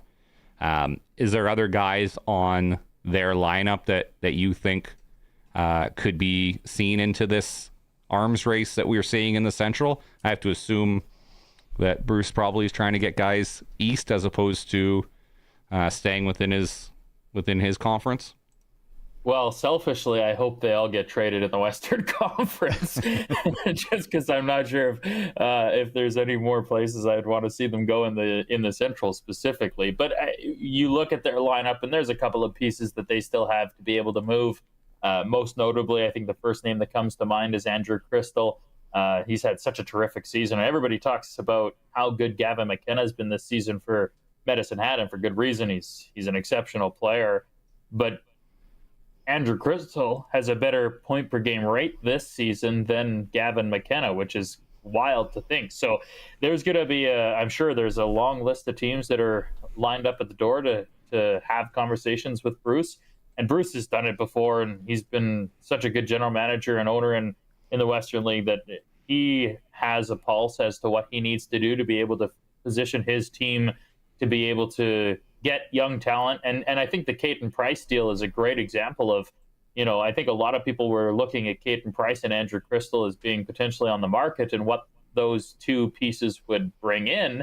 And in Caden Price's case, a lot of people circled 2 first-round picks. Well, you get a player in that deal from Lethbridge and Will Sharp, who next year is going to be an 18-year-old who will get drafted this year and a first-round pick. So I think it's a savvy move from Bruce's standpoint to be able to get both needs of a player that can help you now, a player that'll be a big part of your team next year, and the draft ammunition. So I wouldn't be surprised if that's the type of deal that you see Kelowna pull if, and I imagine when, an Andrew Crystal deal gets done too. And furthermore, Stancil, I mean, he's a player that I wouldn't be surprised if they look to potentially move as a guy that, was at the World Juniors and would be a 2-spotter next year as an overage. So he would have some value, but there's only going to be a limited amount of teams that might be in the running for a guy like that. Well, now that I got your number, Forbesy, you will be utilized like a first liner here on the Sports Cage. And you know what? I was talking to a guy today, and we were joking back and forth, and I said, you watch that East Conference final. Last year we got to watch with Moose Jaw, and then Portland came here. It is such good hockey. It is so exciting. It's springtime. It's nice out. I can't think of a better 4-hour jaunt with the golf courses open to go watch Lethbridge and Medicine Hat play in the Eastern Conference final. So you never know. Keep your head on a swivel. Hey, yeah. I'm available. Call me, as they once said in the newsroom. I don't know if you guys watched that show, but I'm available. Call me. The idea of a Medicine Hat Lethbridge Conference final would be incredible. I think it would be so. And here's a fun fact for you guys: the Highway 3 rivalry, as it's dubbed, right, Lethbridge and Medicine Hat, in the 37 seasons. This is the 38th season the Hurricanes have been in the Western League since relocating from Calgary. Lethbridge and Medicine Hat have only played in the playoffs twice in that time. Both went 7 games. Lethbridge was victorious in both. So, yeah, there we go. Little tidbit for us there. Thanks so much, Forbesy. Have a good call tonight. Moose Jaw in town. Looking forward to seeing how things shake out. And of course, like I said, we'll have you back on. Thanks, gentlemen. Say hi to my friend Benny for me. We will. That is voice of the Lethbridge Hurricanes. Who just made another massive deal yesterday, getting Caden Price, Dustin Forbes from Lethbridge, Saskatchewan, Lethbridge, Alberta. Medicine Hat Lethbridge final. That excites me more than a Calgary anybody final. I want to see those two teams. And what he said, it hasn't happened that often. The Highway 3, couldn't remember what the highway was. Yeah, it's funny because, nobody really loves the NHL markets in our league. The Calgary and Edmontons, they get enough of it. But yeah, I mean, I think you have Pete Anholt and Willie Desjardins, like two of the classics of the Sasky Western beauties. League, going at it. So yeah, I'm pulling. I'm pulling for those guys. Mustache versus no mustache. You never know who's going to win. It is the all-new Sportscage. We're streaming at sportscage.com. Table set, stakes are high. You've got the winning hand with Fortress Microactive Herbicide. Multiple mode of action, Fortress Microactive delivers superior pre-emergent weed control and